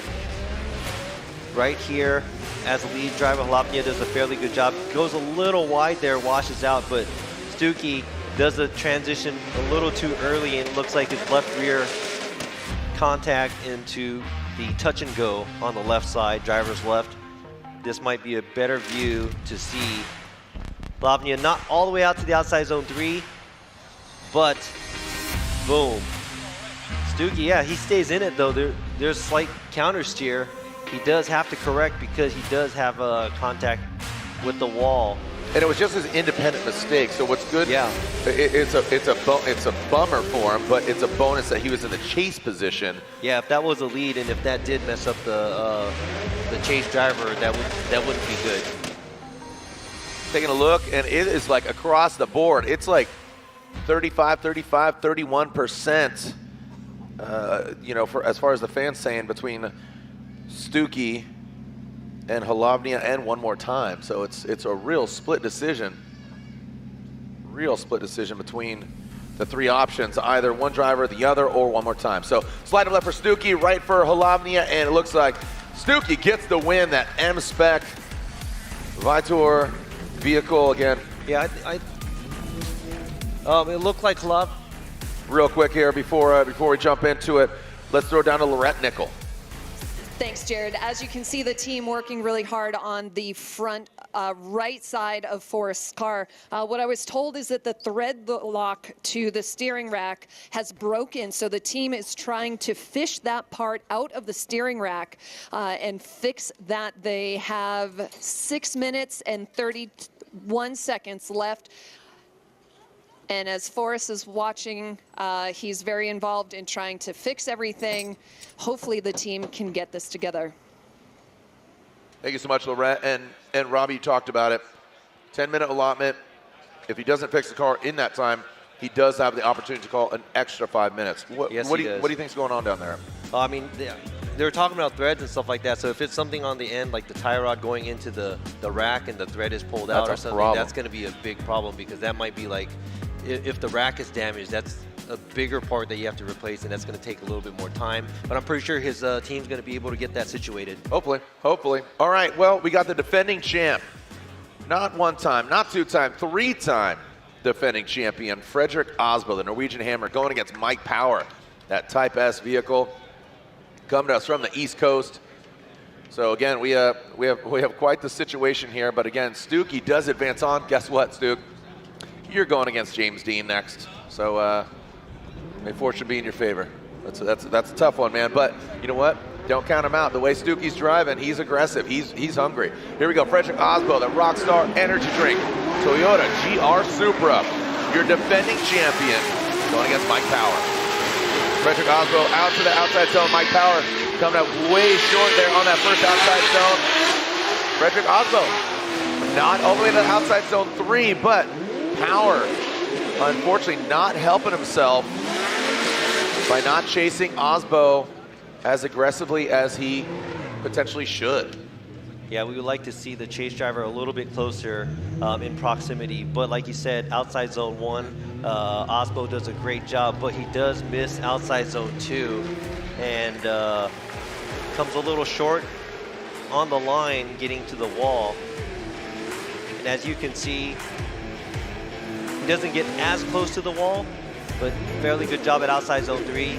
But most of the part, Power is trying to stay, maybe play catch up or keep up with Aasbo in the lead. And he does have to run a smaller line than the lead car. Doesn't make it out to the outside zones as well. And looks like the angle of the car is a little bit more shallower. But we do take that in consideration when we do judge who wins or doesn't win. We're just gonna have to see what's gonna happen when Aasbo gives chase. Oh man, they are absolutely hustling over here. That Yellow Speed Racing, and what's going on here? So Kevin's getting involved.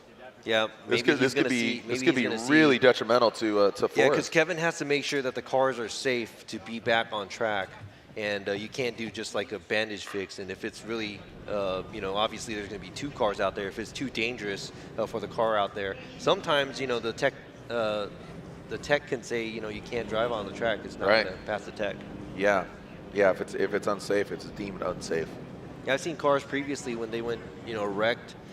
They try to fix it. It looks like it's okay, but probably not good enough and not durable enough to be back on track. And we got to think about safety first. So, all right, here we go. Mike Power out front. Frederick Aasbo in the chase position. We know what Freddie's capable of. And here comes Mike Power. Initiates. Very shallow line on that approach. You see how much he's in the rumble strip.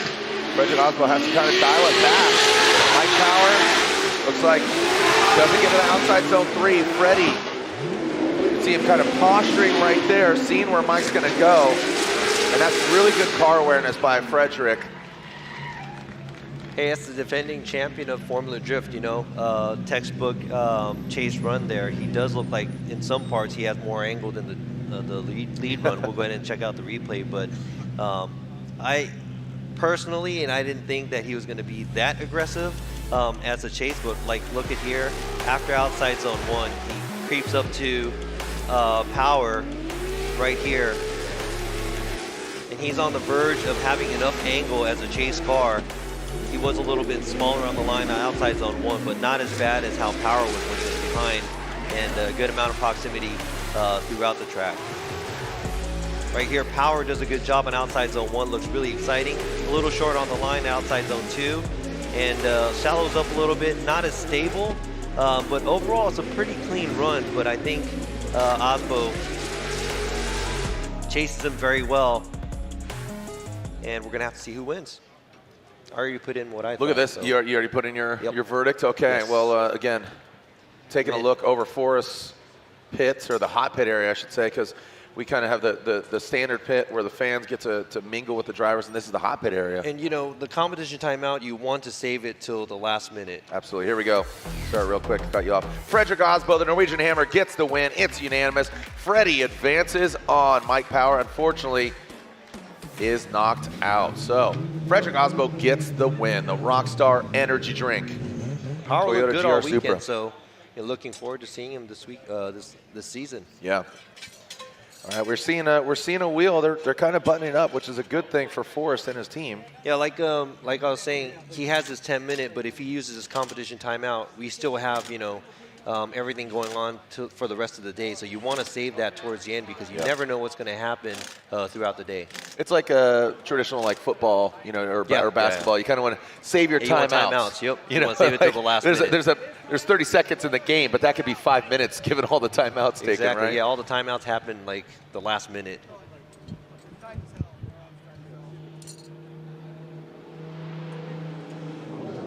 Yeah, taking a look down there in the pits. Forrest seems really calm. His posture is... I've never really seen him super excited. He's always really pretty chill. mellow. Yeah.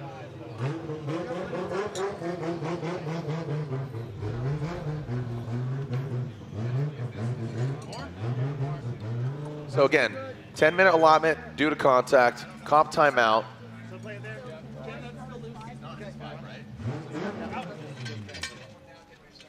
Okay, so yeah. Okay, so there we go. See the 2 clocks? The 10-minute was eclipsed, and then now he's utilizing the comp timeout. So he's got 10 minutes, which is allotted because of the contact, but the 5-minute is now utilizing that comp timeout. So NGK competition timeout being utilized by Forrest Wang. Here we go, Travis Reeder, that Nicholas BMW, Travis Reeder Racing, going against Trent Beechum, who's also in a BMW. So 2 LS BMW E46s, great looking cars. I will, statistically, Travis Reeder, more seat time, right? Beechum, he's only turned a few tires on this vehicle. He campaigned an LS-powered Ford Mustang for some time and built this car. It's prepped, it's ready to go. But Travis Reeder, we know he can get it done. He got it done last year in New Jersey, got the win. Trent Beechum with that straight line approach. Travis Reeder using all of the track in that first outside zone. Beechum falling back on initiation. The Nicholas GT Radial BMW, Old Red. Putting the car in all the right places. Well done. Beechum gets aggressive there in the final moments. But Reeder, you saw him just using all of the course. Seat time is what it comes down to. Like I said, just, Beechum, he hasn't married the car yet. They're kind of dating. They're figuring it out, seeing, looking at their options. Do you want kids? Yeah, so just all those things. Reeder looks like he takes a wide line throughout the whole track, which is a good thing. After the outside zone 3 there, he stays wide, but makes sure he comes right back in for the touch and go. Now, just as you're saying, Beechum might have not, maybe he's not as familiar with this vehicle as much as Reeder is. He's been in this car for a while. Kind of gets a little late, wobble there, and has to run a shallower angle and a smaller line throughout the track. Just to keep up with Reeder. So there might be a little bit of dialing in that he has to do with this car and getting used to maybe, but let's see what's going to happen when he leads. Look at that. Looks like the Forrest Wang team buttoned up. Little snap-on ratcheting wrench there, just putting a bow on it. Let's see what we got from Trent Beechum. The BMWs have become so popular over the years. Yeah, that's like the next S chassis. Yeah. I thought the 350Z was going to be that, but it looks like the BMW is kind of taking over now. Yeah, I think there's just, there's a lot of room, the engine bay, the chassis, all of that. So, yeah, widely available and international as well. So, Trent Beechum, here we go. Clonex, Nexen Tires, BMW slaps it on the wall. Travis Reeder stays consistent. Trent Beechum looking a lot more comfortable out front. Ooh, Travis jumps in on the inside. A big correction there by Reeder. What was that line? You saw him kind of dive in, straight line on that inside clip. Yeah, it was, that looked like he was shallowing up a lot. Now I'm going to have to see, if he was even counter steering or not. It looked like he was, so he was still in drift. It's just that the angle was super shallow. Other than the inside clip area, watching this, Beechum makes it all the way out to the wall, taps the wall a little bit, kind of gets a little upset.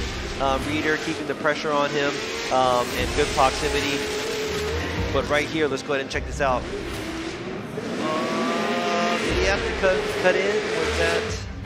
Was that enough? We're gonna have to keep watching this. Now, usually when I'm judging, I'm used to just watching. It sounds like maybe my mind is speaking right now, so excuse me, but I love it. No, I mean it's good to elaborate kind of what you're seeing, and that's why it's great to have the judges here.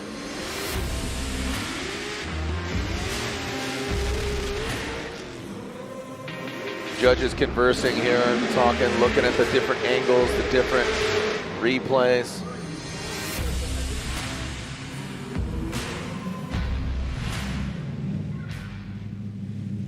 Reeder and Beechum waiting for the verdict.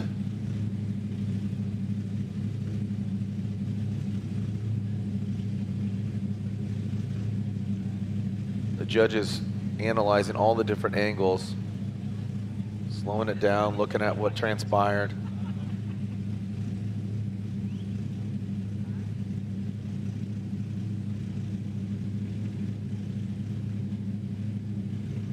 All right, so again, our judges discussing. So what we've implemented over the years is just different angles, right, of replay. And up here in the booth, we, speaking of replays, let's take a look at the BC Racing Go for Gold instant replay, side by side. And what they're looking at is we have a gentleman, Sean Adriano, he kind of converses with the drivers and deals with that communication, but also has a slow-mo cam. And with Sean did compete in Formula Drift for a few years, Pro-Am, Pro Spec, all of that, and so he knows kind of what to look at. It's really great for Sean to roll the tape, see what's going on, and we could see the different angles. Yeah, sorry it's taking a while, but we do have to look into this really closely because this is actually, it may seem small, but it's it's something big because, you know, this is a drifting event and we want to see the cars drifting. Right. And anywhere on the track, if you have to straighten out or anything, that's going to hurt the driver a lot. And, you know, you can have multiple mistakes, but, you know, straightening out is probably one of the biggest mistakes you can make. And it looks like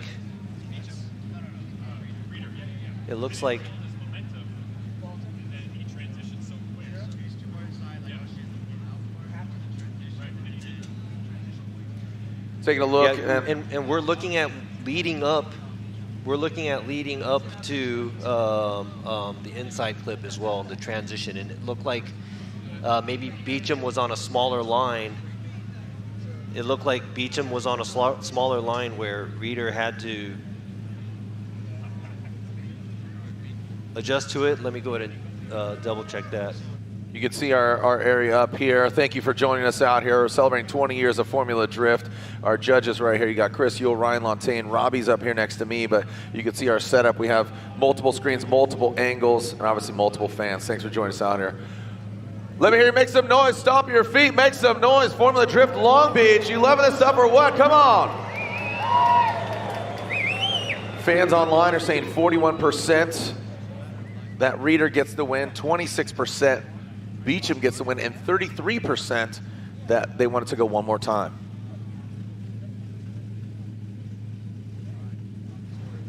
All right, scores should be in.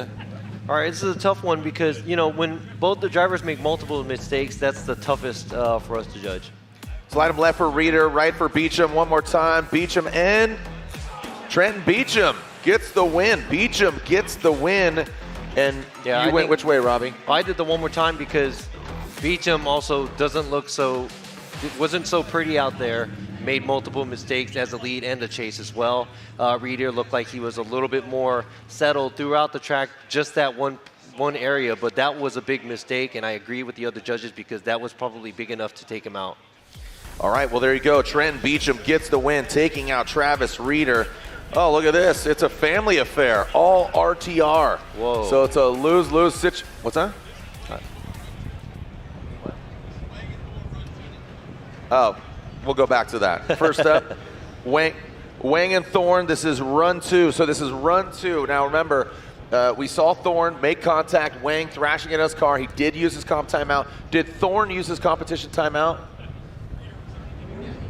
Okay, Robert Thorne used his competition timeout, so they both used that. Yeah. So do or die for these gentlemen. Thorne warming up the tires on his ASM. Yeah. Thorne was at fault due to the contact, so that stopped the run. So there's a big deficit for Thorne here. Wang has an advantage. Again, just normally we don't state those things, yeah, but because of kind of digressing, yeah, recalling all that. I hope both cars are back 100%. Right. But it looks like Wang's not giving you any space. Here we go. Robert Thorne initiates, and boy. Thorne, there you go. Man. Exactly to your point, man. So car was not 100, and Forrest Wang will get the victory. Unfortunately for Robert Thorne, some bad luck on his side. Fortunately, he goes into the tires, but again, wobbly. You know what? But from the look at that hit, maybe the damage isn't as bad. You know, the front left looks very hurt, but you know, thanks to the tire barriers, you know, it kept it minimal. I think the damages are minimal, but it's very unfortunate for Thorne right here initiated, and I don't know if it's a problem that was caused from the contact or car shut off, or I'm not sure what happened there. But You just did see him go straighten out. Yeah, he went he straight just into the went tire straight barrier. in.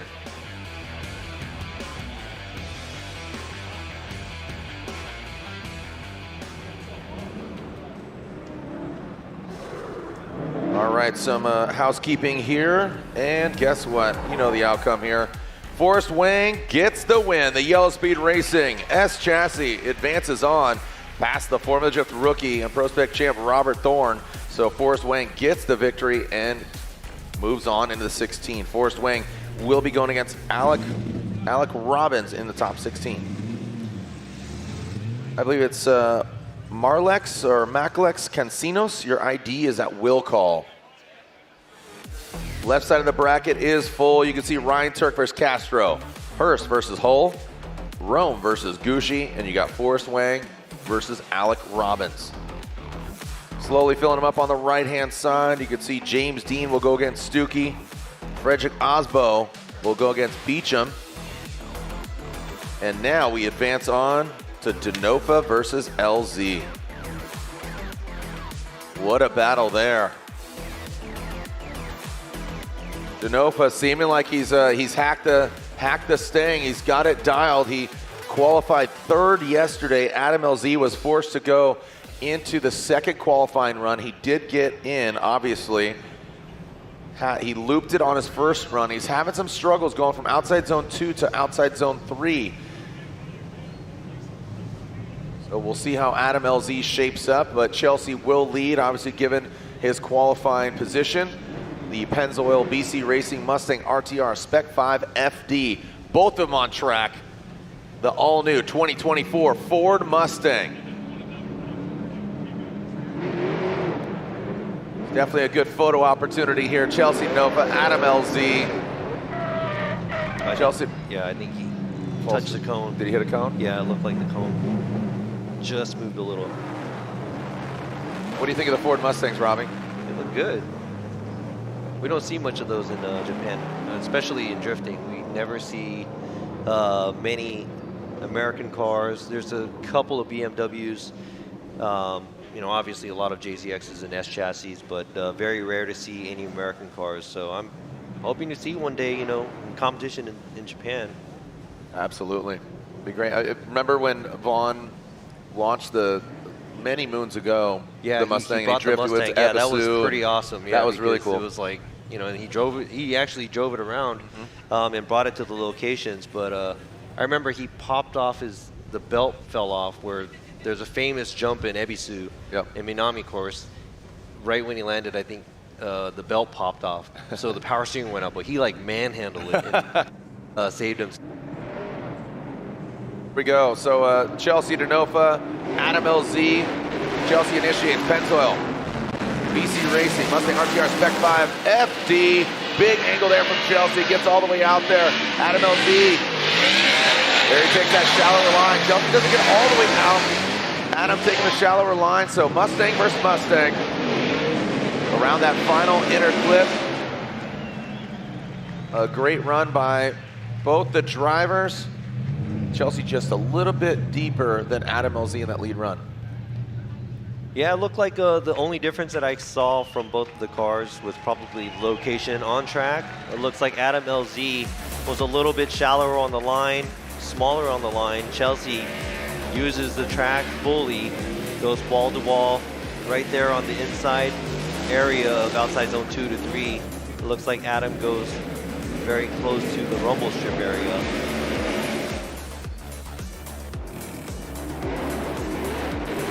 So obviously, you know, we're gonna have to see how they're gonna be driving when they're switching places. But a lot of angle and heavy throttle by Chelsea Denofa. Very clean run as a lead. And Adam LZ looks like he was falling behind a little bit, but he does play a little bit of catch up after the outside zone 2 and 3 area. Remember, after this, we do have our halftime break where we have open kind of pit and paddock. Head over to the Rockstar Energy booth. I'm going to be doing some interviews for K&N over at the podium. So we're going to have all the K&N and AEM drivers over at the podium. So come wrap out with us, and also I'm going to be over at the Royal Purple booth wrapping out with Dylan Hughes, talking to him. We'll see which way he goes. He's going against Dean Carnage Kearney in the final battle, 32. You're going to be busy. I'm busy, and I'm going to high-five my son over the Rockstar booth. He's emceeing over at the Rockstar Energy Drink booth, the official energy drink of Formula Drift, as this is the Rockstar Energy Top 32. Adam LZ now out front, Chelsea Denofa in that chase position. Adam, using all the track. You see him shredding some skin there. Kind of struggles, and that was the point where, I mean, he is just absolutely throwing a brick on that gas pedal. Adam LZ hammers down. Chelsea kind of checks up there. He's like, Adam, where are you going, bro? Yeah. He just took off, man. Yeah, I mean, chasing down a car that's going into, like, let's say a tire barrier or a wall is very intimidating for the chase car. So I'm pretty sure anybody would have reacted how Chelsea did as a chase car. But let's go ahead and check out the replay to see what happened right here. Adam pieced out, man. I think Adam was just like, you know what, I'm just going to throw it down. Nixed the tire barrier towards the end of it. I think his line was a little too early going to the outside zone, so everything kind of got pushed back. So he was on a different line than he should have been, and looks like Chelsea couldn't stay as close, but that might have been because Adam kind of blazing through the track. He does run a shallower line going to outside zone 2 to 3, then hangs out a little bit too long after outside zone 3, and doesn't do the transition as quickly as he should have for the touch and go on the left side. But I mean, maybe it's the car or something, but makes these drivers very aggressive, because as a lead driver, Adam's run was pretty aggressive. The Mustang is such a unique feel, from what I understand. It's you know, it's a throttle car. You just got to hammer down, man, and you just got to kind of point and shoot. And just talking to James Dean and just knowing Chelsea just over the years. Here we go. Slide him left for Chelsea Denofa, right for Adam LZ, and Chelsea Denofa gets the win. Denofa advances on Adam LZ, who got in the fight with the wall. The wall always won. Yeah. I fought the wall, and the wall won. It always does. Adam's going to be driving partially, right? Yes, so there's a split season between Adam and Vaughn. So Adam LZ will do 4 rounds of FD in that same car, or in that car, obviously, and Vaughn Gittin Jr. will do the other 4 rounds. So, yeah, so just for clarification. All right, we got a late entry here. We got the forklift coming in at outside zone 1, in outside zone 2. Little straight here, little too straight. Okay, need to get tighter to outside zone 2. I mean, go forklift yourself. Hey, you know what? I mean? Forklifts have really good steering. Good angle. Oh yeah, it's got 90-degree turn. So yeah. Are you a licensed forklift driver, Rob? I actually am. I know that. Am, yep. And yeah, I got into an accident with the forklift too when I was younger. Yeah, when I was 19 or something in the freezer. But I was licensed, but maybe I'm not good at driving around forklifts. I'll just stick with cars. All right. Well, little fun facts here. Jeff Jones debuting his new livery, Evil Auto Works Nissan Z, and Simon Olsen, whole new ride. Never driven an LS car before until now, until here this event. Him and Odie working together. Looks like Odie's vehicle, but still running that floral yellow that we saw in his 2J powered Super last year. Now LS supercharged S chassis. Really cool to see him and Odie working together. Simon had a big smile on his face, a lot of anticipation for him, but tell you what, Jeff Jones, just the way he's progressed has been really fantastic.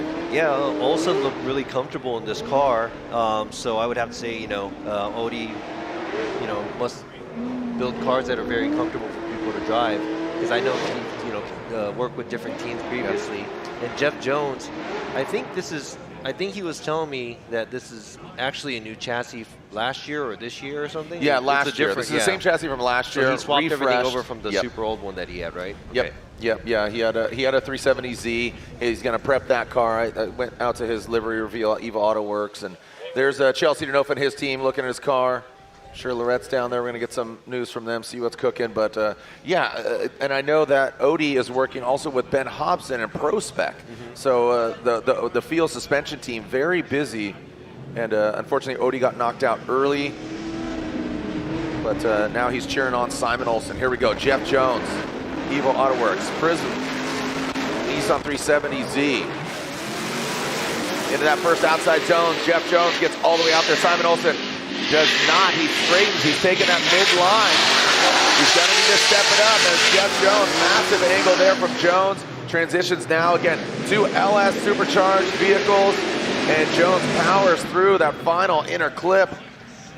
Simon Olsen from Norway having a bit of struggles getting to that first outside zone, and that just threw him off for the entirety of the run. Yeah, so it looks like Jeff doesn't have a clean initiation. It's almost like a two-step initiation, but other than that, he does make it all the way out to the outside zone 1 and 2. Simon Olsen gets really close to Jeff Jones around outside zone 3, but he does look like he has to run a smaller line through outside zone 1 and 2 in order to get there. Right here, pretty much in the middle of the track, and he is attacking. Maybe he's getting a little more carried away on trying to stay close. Very shallow angle going through the touch and go as a chase run, or as a chase vehicle. But as a lead, you know, or as a chase vehicle, you want to make sure that you try to stay on the same line as the lead driver and try to match the angle as well. You never know until they switch places. Absolutely. It ain't over till the fat guys yell, "Send it." That's me.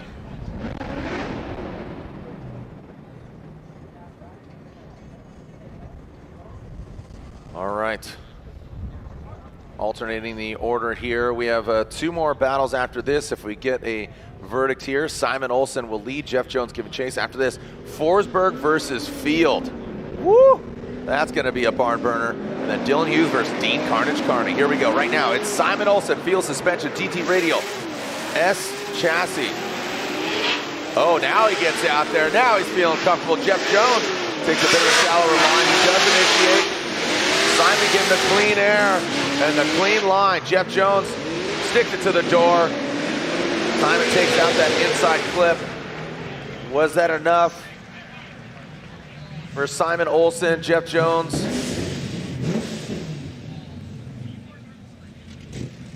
Judges analyzing the run here, the 3-2-1 cone. Let's take a look at it again here. Robbie, what do you think? Yeah, so right now Olsen, as the lead driver, we know the potential that he has. He is able to make the car go all the way to the outside zones. And Jeff Jones, good job keeping the pressure on the lead car. And both the drivers makes it through. Now, we have to take both of the runs in consideration to see what the winner, who the winner is going to be, or if it's going to be a one more time. It looks like Jeff Jones is, when he was doing the transition, it looked like he got a little stuck, but puts himself where he is supposed to be at, right? Yeah, so when I was telling you right now, yeah, Jeff making a mistake here as the chase car right there, he had to actually cut back in right at the outside zone 2, leaving the outside zone 2 as a chase vehicle. Waiting for the verdict, the judges scrutinizing, taking a look, seeing what's going on. Again, if we get a verdict, 2 more battles left.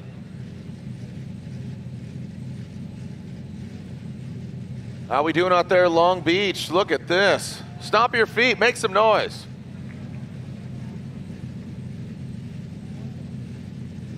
Look at that. Look at this view.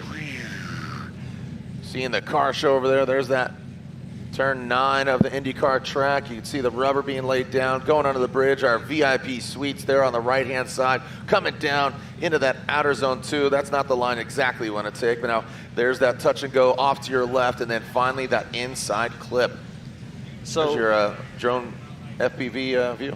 Before any more replays or before anything comes up, we were just talking about what was happening. Now, number one, as a lead driver at the initiation, Jeff Jones, let's go ahead and see this. All right, here we go. Slide him left for Jones or right for Olsen. Simon Olsen gets the victory, not unanimously, 2-1. Elaborate, because you said Olsen. So the initiation, where there was a 2-step initiation by Jeff Jones, that kind of on the leader chase as the lead, and that kind of messed up it looks like that messed up the chase, where Olsen, especially at this track, you have to be on it from the beginning, and he the pace was messed up as the chase. That's why he had to take the smaller line all the way through outside zone 3. Now, as the chase driver, Jeff Jones pretty much had to cut back in again when he was leaving outside zone 2 as a chase driver when he was chasing down Olsen. And that was a pretty sizable mistake by him. That's why two of us went with Olsen and Jeff Jones knocked out. Yeah, one more time. So yeah, it's unfortunate, but yeah, Olsen's going to move on.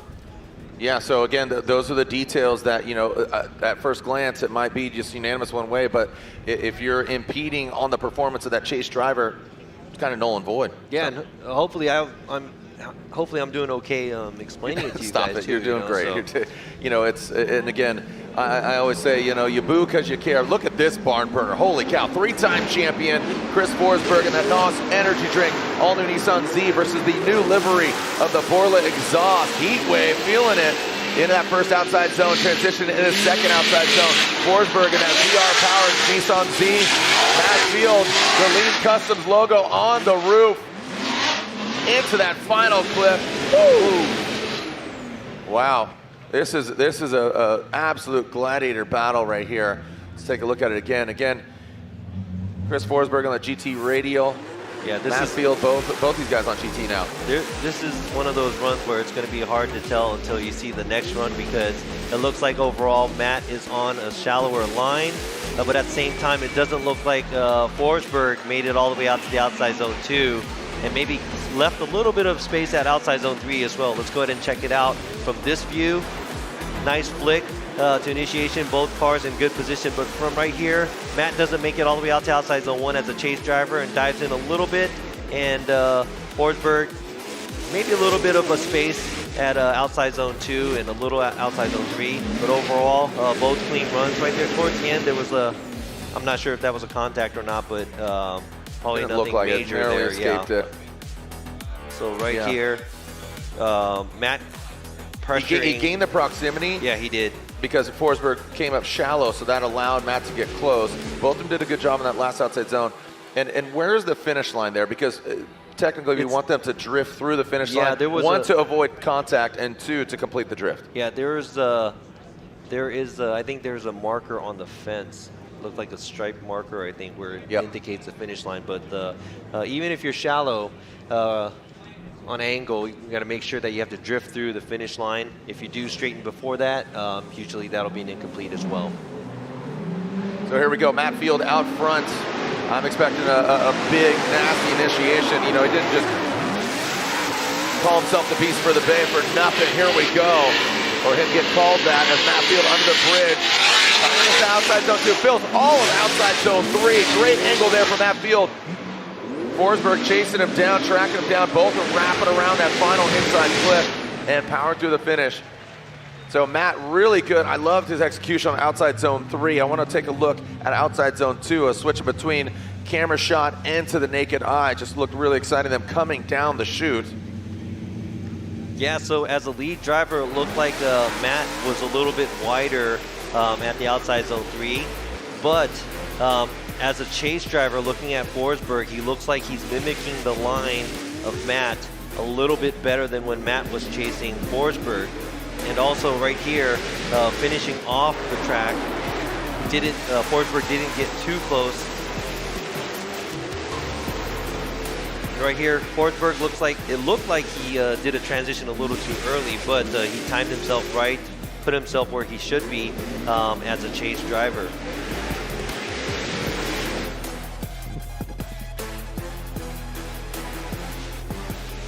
Judges looking at still different angles and perspectives.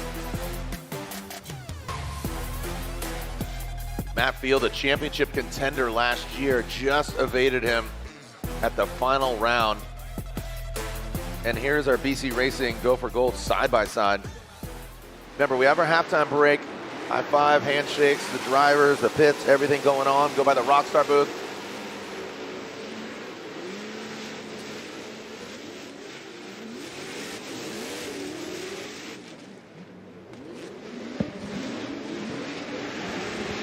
Yeah, really just breaking it down here. Forsberg or Field. and really splitting hairs here. Yeah, it is. I mean, you know, just as any battle, you know, we have to look at it carefully, and we have to watch from the initiation all the way through. And especially at this track, the initiation area does set the pace for the rest of the track, and some of the cars can come a little short on the line as a chase. Here we go. Here we go. Slide left for Forsberg, right for Field. One more time from you, Robbie. Matt Field, and one more time. So I think that was this is a little bit easier, where I think one of the judges probably saw it heavily. Now, it looked like, simply watching it, it looked like Matt was on a smaller line as a chase driver, but the way Chris Forsberg initiated at the initiation, it looked like he was getting right on throttle. Yeah. And watching Matt Field, it looked like he was waiting and waiting and waiting for Chris to take off. And that kind of made the separation where Matt had to run a smaller line. So all in all, watching them switch places as a chase in the lead, I think it was good enough to do it one more time. Well, you know, if that's the case, good job by Matt Field, kind of tempering the flame, dialing it back, having that composure. Forsberg, you know, obviously, you know, needs to gain that ground. That's, again, purely what you're seeing, you know, being up here in the booth, not behind the wheel. And yeah, and I think we get to watch the slow-mo replay over here that we were able to control as well, so we can look at it a little bit more carefully as well. So yeah, so it's going to be one more time. One more time for Forsberg and Field as what was to be the final battle of Dylan Hughes and Dean Carnage Kearney. We will see. You can see that Max Restore logo on his hood. Shout out Rusty. I know you're grabbing a beer and having a good time, but Max Restore fuel system treatment, high mileage. So if you got a high mileage vehicle, pick up a bottle of Max Restore. Restores fuel economy, engine life, lower emissions, and maximum cleaning power. Dylan Hughes in that 2J powered BMW. Rain X on the windscreen, GT on the corner, and the Hyper NFT Dodge Viper. Dean Carnage Kearney, the other Irish driver in the building. Let's see what they got for us. Dylan Hughes, the dozer, gets out to the outside zone 1, into outside zone 2. Taps the wall. A big correction there from Dylan Hughes, allowing Dean Kearney to get close. Dylan comes out of shape, out of character. A hard blow there for Dylan Hughes. That outside zone 2 ends up biting him back. It could have been a lot worse. We've seen. Oh man, I've hit that wall before and went straight into the tires. What car were you driving then? The 240. Oh, got it. Yellow 240. Yep, but yeah. Yep. Oh man, I mean, up until then, the lead car and the chase car looked like they were both doing a great job, and it looked like Dylan was pulling away a little bit until he hit that outside zone 2 area. Huge mistake there, wobble. It looked like he almost straightened or something going through the finish line as well. Let me go ahead and check the replay again, but nice angle by Dylan Hughes, and a nice job by Dean Kearney in the back mimicking, but right when he hit, as a chase driver you'd be surprised, but looked like Dean was staying in it. Right there, I think he just shallows up towards the finish line, but now we have to see Dylan give chase.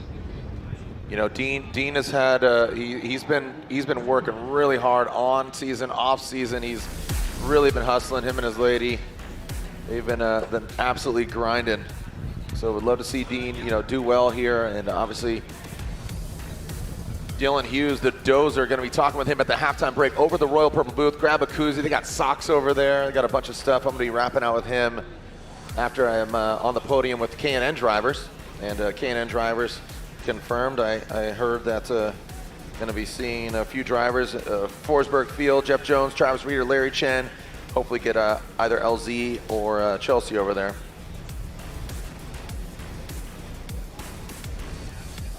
Two very different cars, two very different drivers. Right. Yeah. Two very different styles, different countries. These are, it couldn't be further apart, right? Hey, whoa. Whoa, what is that? I think that's the battery pack for the start line. Holy cow. And I think Dean punned it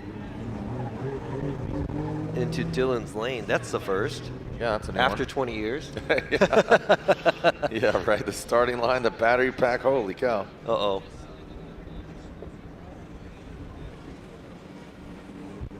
Going old school? Ryan, Sage, get out there now. You're going to start him. Yep.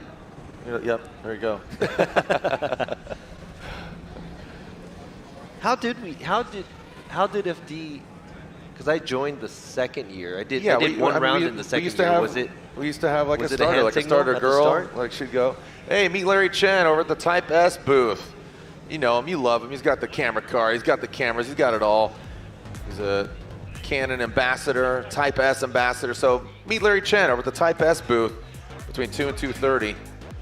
All the drivers, again, myself, I'll be over actually same time as that. I'll be over at the podium wrapping out with drivers at 2 o'clock. So come meet us over there. All right, so right now we are doing a manual start. Sopa is going to start him right now. Looks like he took out the light, so we're going to go analog. Look at this, old school. This is cool. This is really cool. For us old people, this brings back memories. Right? Just like, yeah, I know, right? There we go. All right, we started him here. Dean Kearney and Dylan Hughes. Dean Kearney initiates into the outside zone 1. Here comes Kearney. Carnage into that second outside zone. Dylan Hughes does tuck into that smoke, but takes a way shallower line. Dylan almost getting lost in the smoke. And around that final clip. Unfortunately, Dylan with that major mistake in the outside zone 2 when he was leading, he was at a deficit there, and then with that way shallow line going from 2 to 3, absolutely missing all of 3. Watch it again here. Yeah, this looks like a simple course, but it is very, very hard. But we spoke at the drivers' meeting as well. We didn't want the lead car to beat, since the initiation is very important, we didn't want the lead car to be too, like hugging the line on after the initiation, right there, going over the rumble strip. So it looks like Dean was trying to get away a little bit, and Dylan was trying to play chase overall, but I think the mistake that Hughes made as a lead hitting the outside zone 2, that might be pretty big as well. So we're gonna have to look at all of this and make a decision. Right here, kind of cuts in, but makes it out to the outside zone 1. And right there, gets a little too close. Dylan gets a little too close outside zone 2, holds back and has to run a smaller line than the lead car through outside zone 3. All right, let's get our verdict here between Dean Kearney and Dylan Hughes. Rockstar Energy Drink, top 32, bang, there you go. Dean Kearney gets the win unanimously over Dylan Hughes. One more battle left, and one more time between Forsberg and Field, and it's a beautiful day out here. Speaking of beautiful, Lorette, where are you at?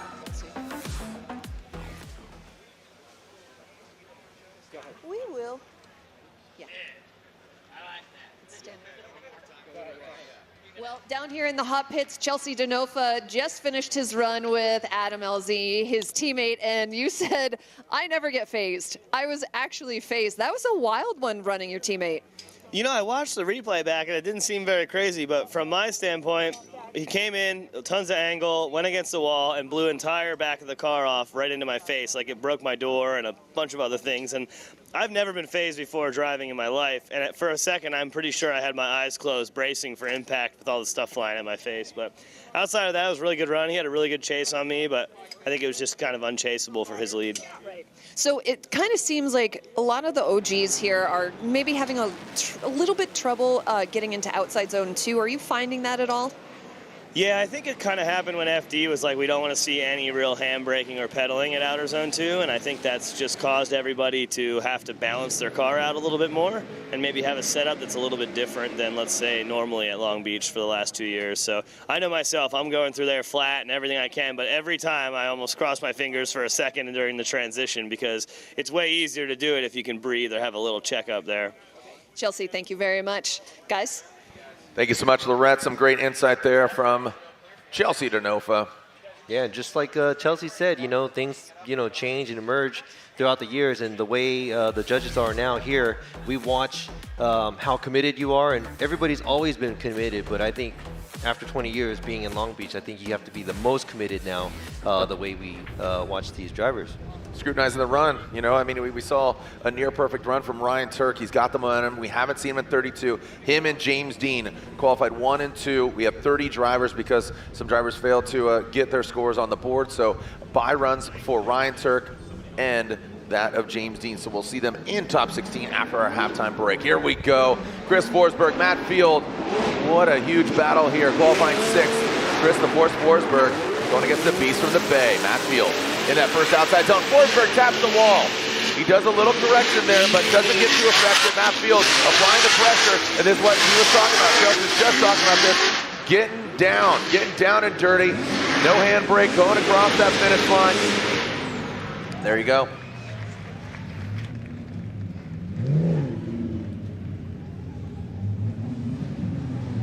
All right, so taking a look at here, Robbie, what are we looking at? What are we kind of scrutinizing? All right, so right here, the pace of the vehicles, it looks like this time it didn't change so much for Matt as a chase driver, but doesn't make it all the way out to the outside zone 1 as clean. But Chris Forsberg as a lead driver, he makes it all the way out to the outside zone 1. After that, outside zone 2, both the drivers are around in the same area, and looks like Matt Field does a good job mimicking a little bit shallower on the angle. But right here, he shallows up a little bit at the inside clip, but keeps pressure on the lead run. So just like any other battle, we're going to have to see Matt lead this time and see how well Chris Forsberg is going to give chase.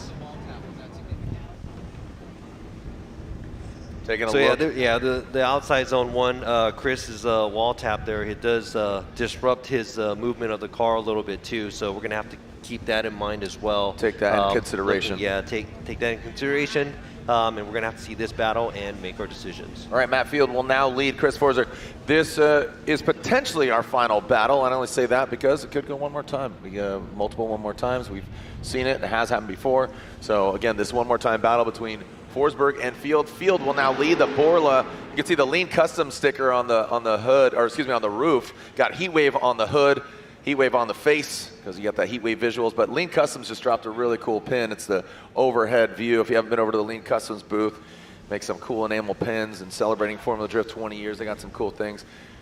It's a busy man right there. Round of applause for our corner workers and our track workers.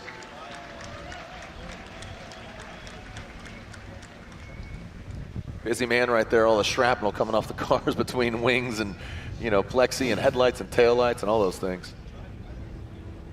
I wonder when they have the race next weekend, how much things fall off the cars. All the debris? The race cars, oh, there's a lot. A lot? Not, I would say not as much as here, though, unless there's like big accidents, obviously. Okay. All right, here we go. Matt Field, Borla exhaust, heatwave visual, Lean Customs, the Drift Cave. He's the head caveman. All GT Radio on track right now. GT Radio going for it. Let's see what we got here. Got Ford Stars on the corners and Momo suit inside the ride. Matt Field using all the course out that second outside zone. Forsberg tucks in. Matt Field gets out to outside zone 3. How they can handle is this going to be a deciding factor. Forsberg noses in, does nudge over that inside clip. So some aggressive driving. These guys got dealt a tough hand. You know, both of them looking at each other. It's an arm wrestling match, man. This is a tough one. All right, so we have watched the first run. Now we're going to go back to this one. This one's a lot cleaner. Both the drivers lead and chase. Matt Field does what he's supposed to do as a lead driver. Chris Forsberg keeps the pressure on behind, very close throughout the track, and finishes off the track. Now we're going to have to see, I'm not sure if there's going to be a replay from earlier or not, but Forsberg has a lead where he made contact with the outside zone 1, and that was probably one of the most obvious ones that we can see as a lead driver.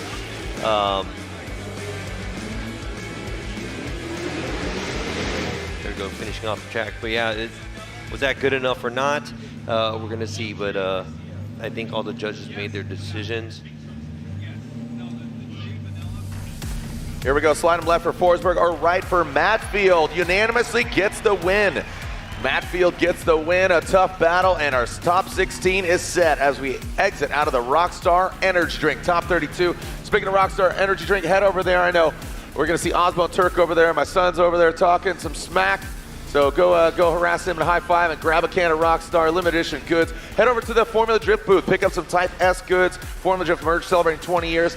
I'll be over at the podium at 2 o'clock with K&N, talking to their drivers. I'm going to talk to Dylan Hughes over the Royal Purple booth. Look at this bracket, the top 16 drivers, round 1, Formula Drift. Turk versus Castro, Hurst versus Hull. Rome versus Gushi, Wang versus Robbins. You got James Dean, he's back. He's going against Stuke. Aasbo versus Beechum, Denofa versus Olsen. And then you got that of Matfield versus Dean Kearney. Top 16 set, Robbie. Thank you so much. Exciting, yeah. Thank you very much. Shout out to my other partner in FD Japan, Kenny Harris. I usually talk with him, and also my family back home. Thanks for the support, and thank you very much for watching, and appreciate it. I'll probably be talking next round, maybe. Yeah. Well, again, we have an action-packed season ahead of us. Robin Ishida, one of 4 judges. Join us at 3 o'clock for the round of 16. That's right, round of 16, 3 o'clock. We'll find out. Let's take a look back at Ryan Turk's win here last year. Can he do it again? He got #1 qualifier, got the win, the perfect event. Can he do it again here at round 1 of the Formula Drift Pro Championship, celebrating 20 years here on the streets of Long Beach? Ryan Turk, your #1 qualifier. Your new champion, Frederick Aasbo!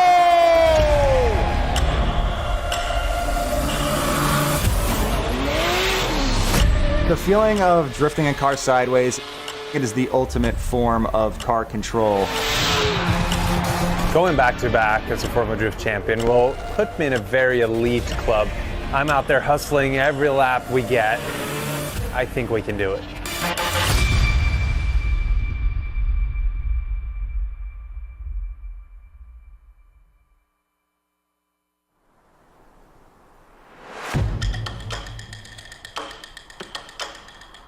I'm Ryan Turk. I'm a professional drifter in the Formula Drift series, and I'm from Derry, New Hampshire.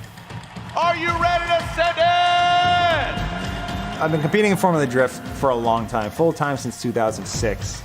I haven't won a championship. I've come close multiple times, and it just hasn't happened for me, and I think it was, partially mentally.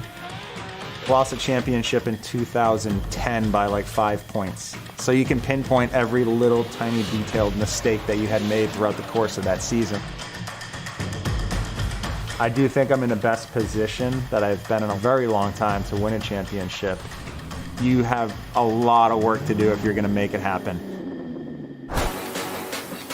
I'm Frederick Aasbo, driver of the Rockstar Energy Toyota GR Supra in Formula Drift. When I turned 18 and got my driver's license in Norway, I had an old Volvo at the time. And I would take that old Volvo out middle of the night and start practicing at these deserted industrial lots, and really learned a lot of car control from that thing. Norway has a lot of racing history and racing culture. It's kind of this subculture that brought me onto this Formula Drift scene. Here we go. Frederick Aasbo, Bakchis. I've won the championship twice now, 2015 and 2021. And while 2015 was the craziest ride of my life, the 21 championship was way harder fought. This is it. The level of competition, the craziness of the cars. I was just like, let's throw everything at it. Let's focus hard. And I think that's what gave us the championship in the end. Your new champion, Frederick, the Norwegian Hammer, Aasbo!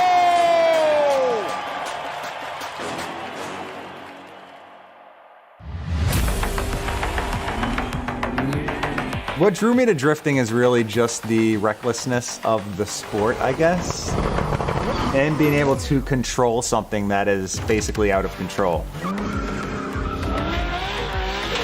I think fans that come into Formula Drift, at first they get a little bit puzzled by the fact that whoever crosses the finish line first doesn't really matter. But then they start looking at it through the eyes of a snowboarder or skateboarder or surfer, where it's definitely a sport, but it's judged. And then they start becoming a judge of their own. They start looking at every run, scrutinizing every move. And I think that whole subjectiveness of the sport adds to it. It makes it that much more interesting. We have a shorter season in Formula Drift. There is only 8 stops, so every single round counts for points and towards the championship.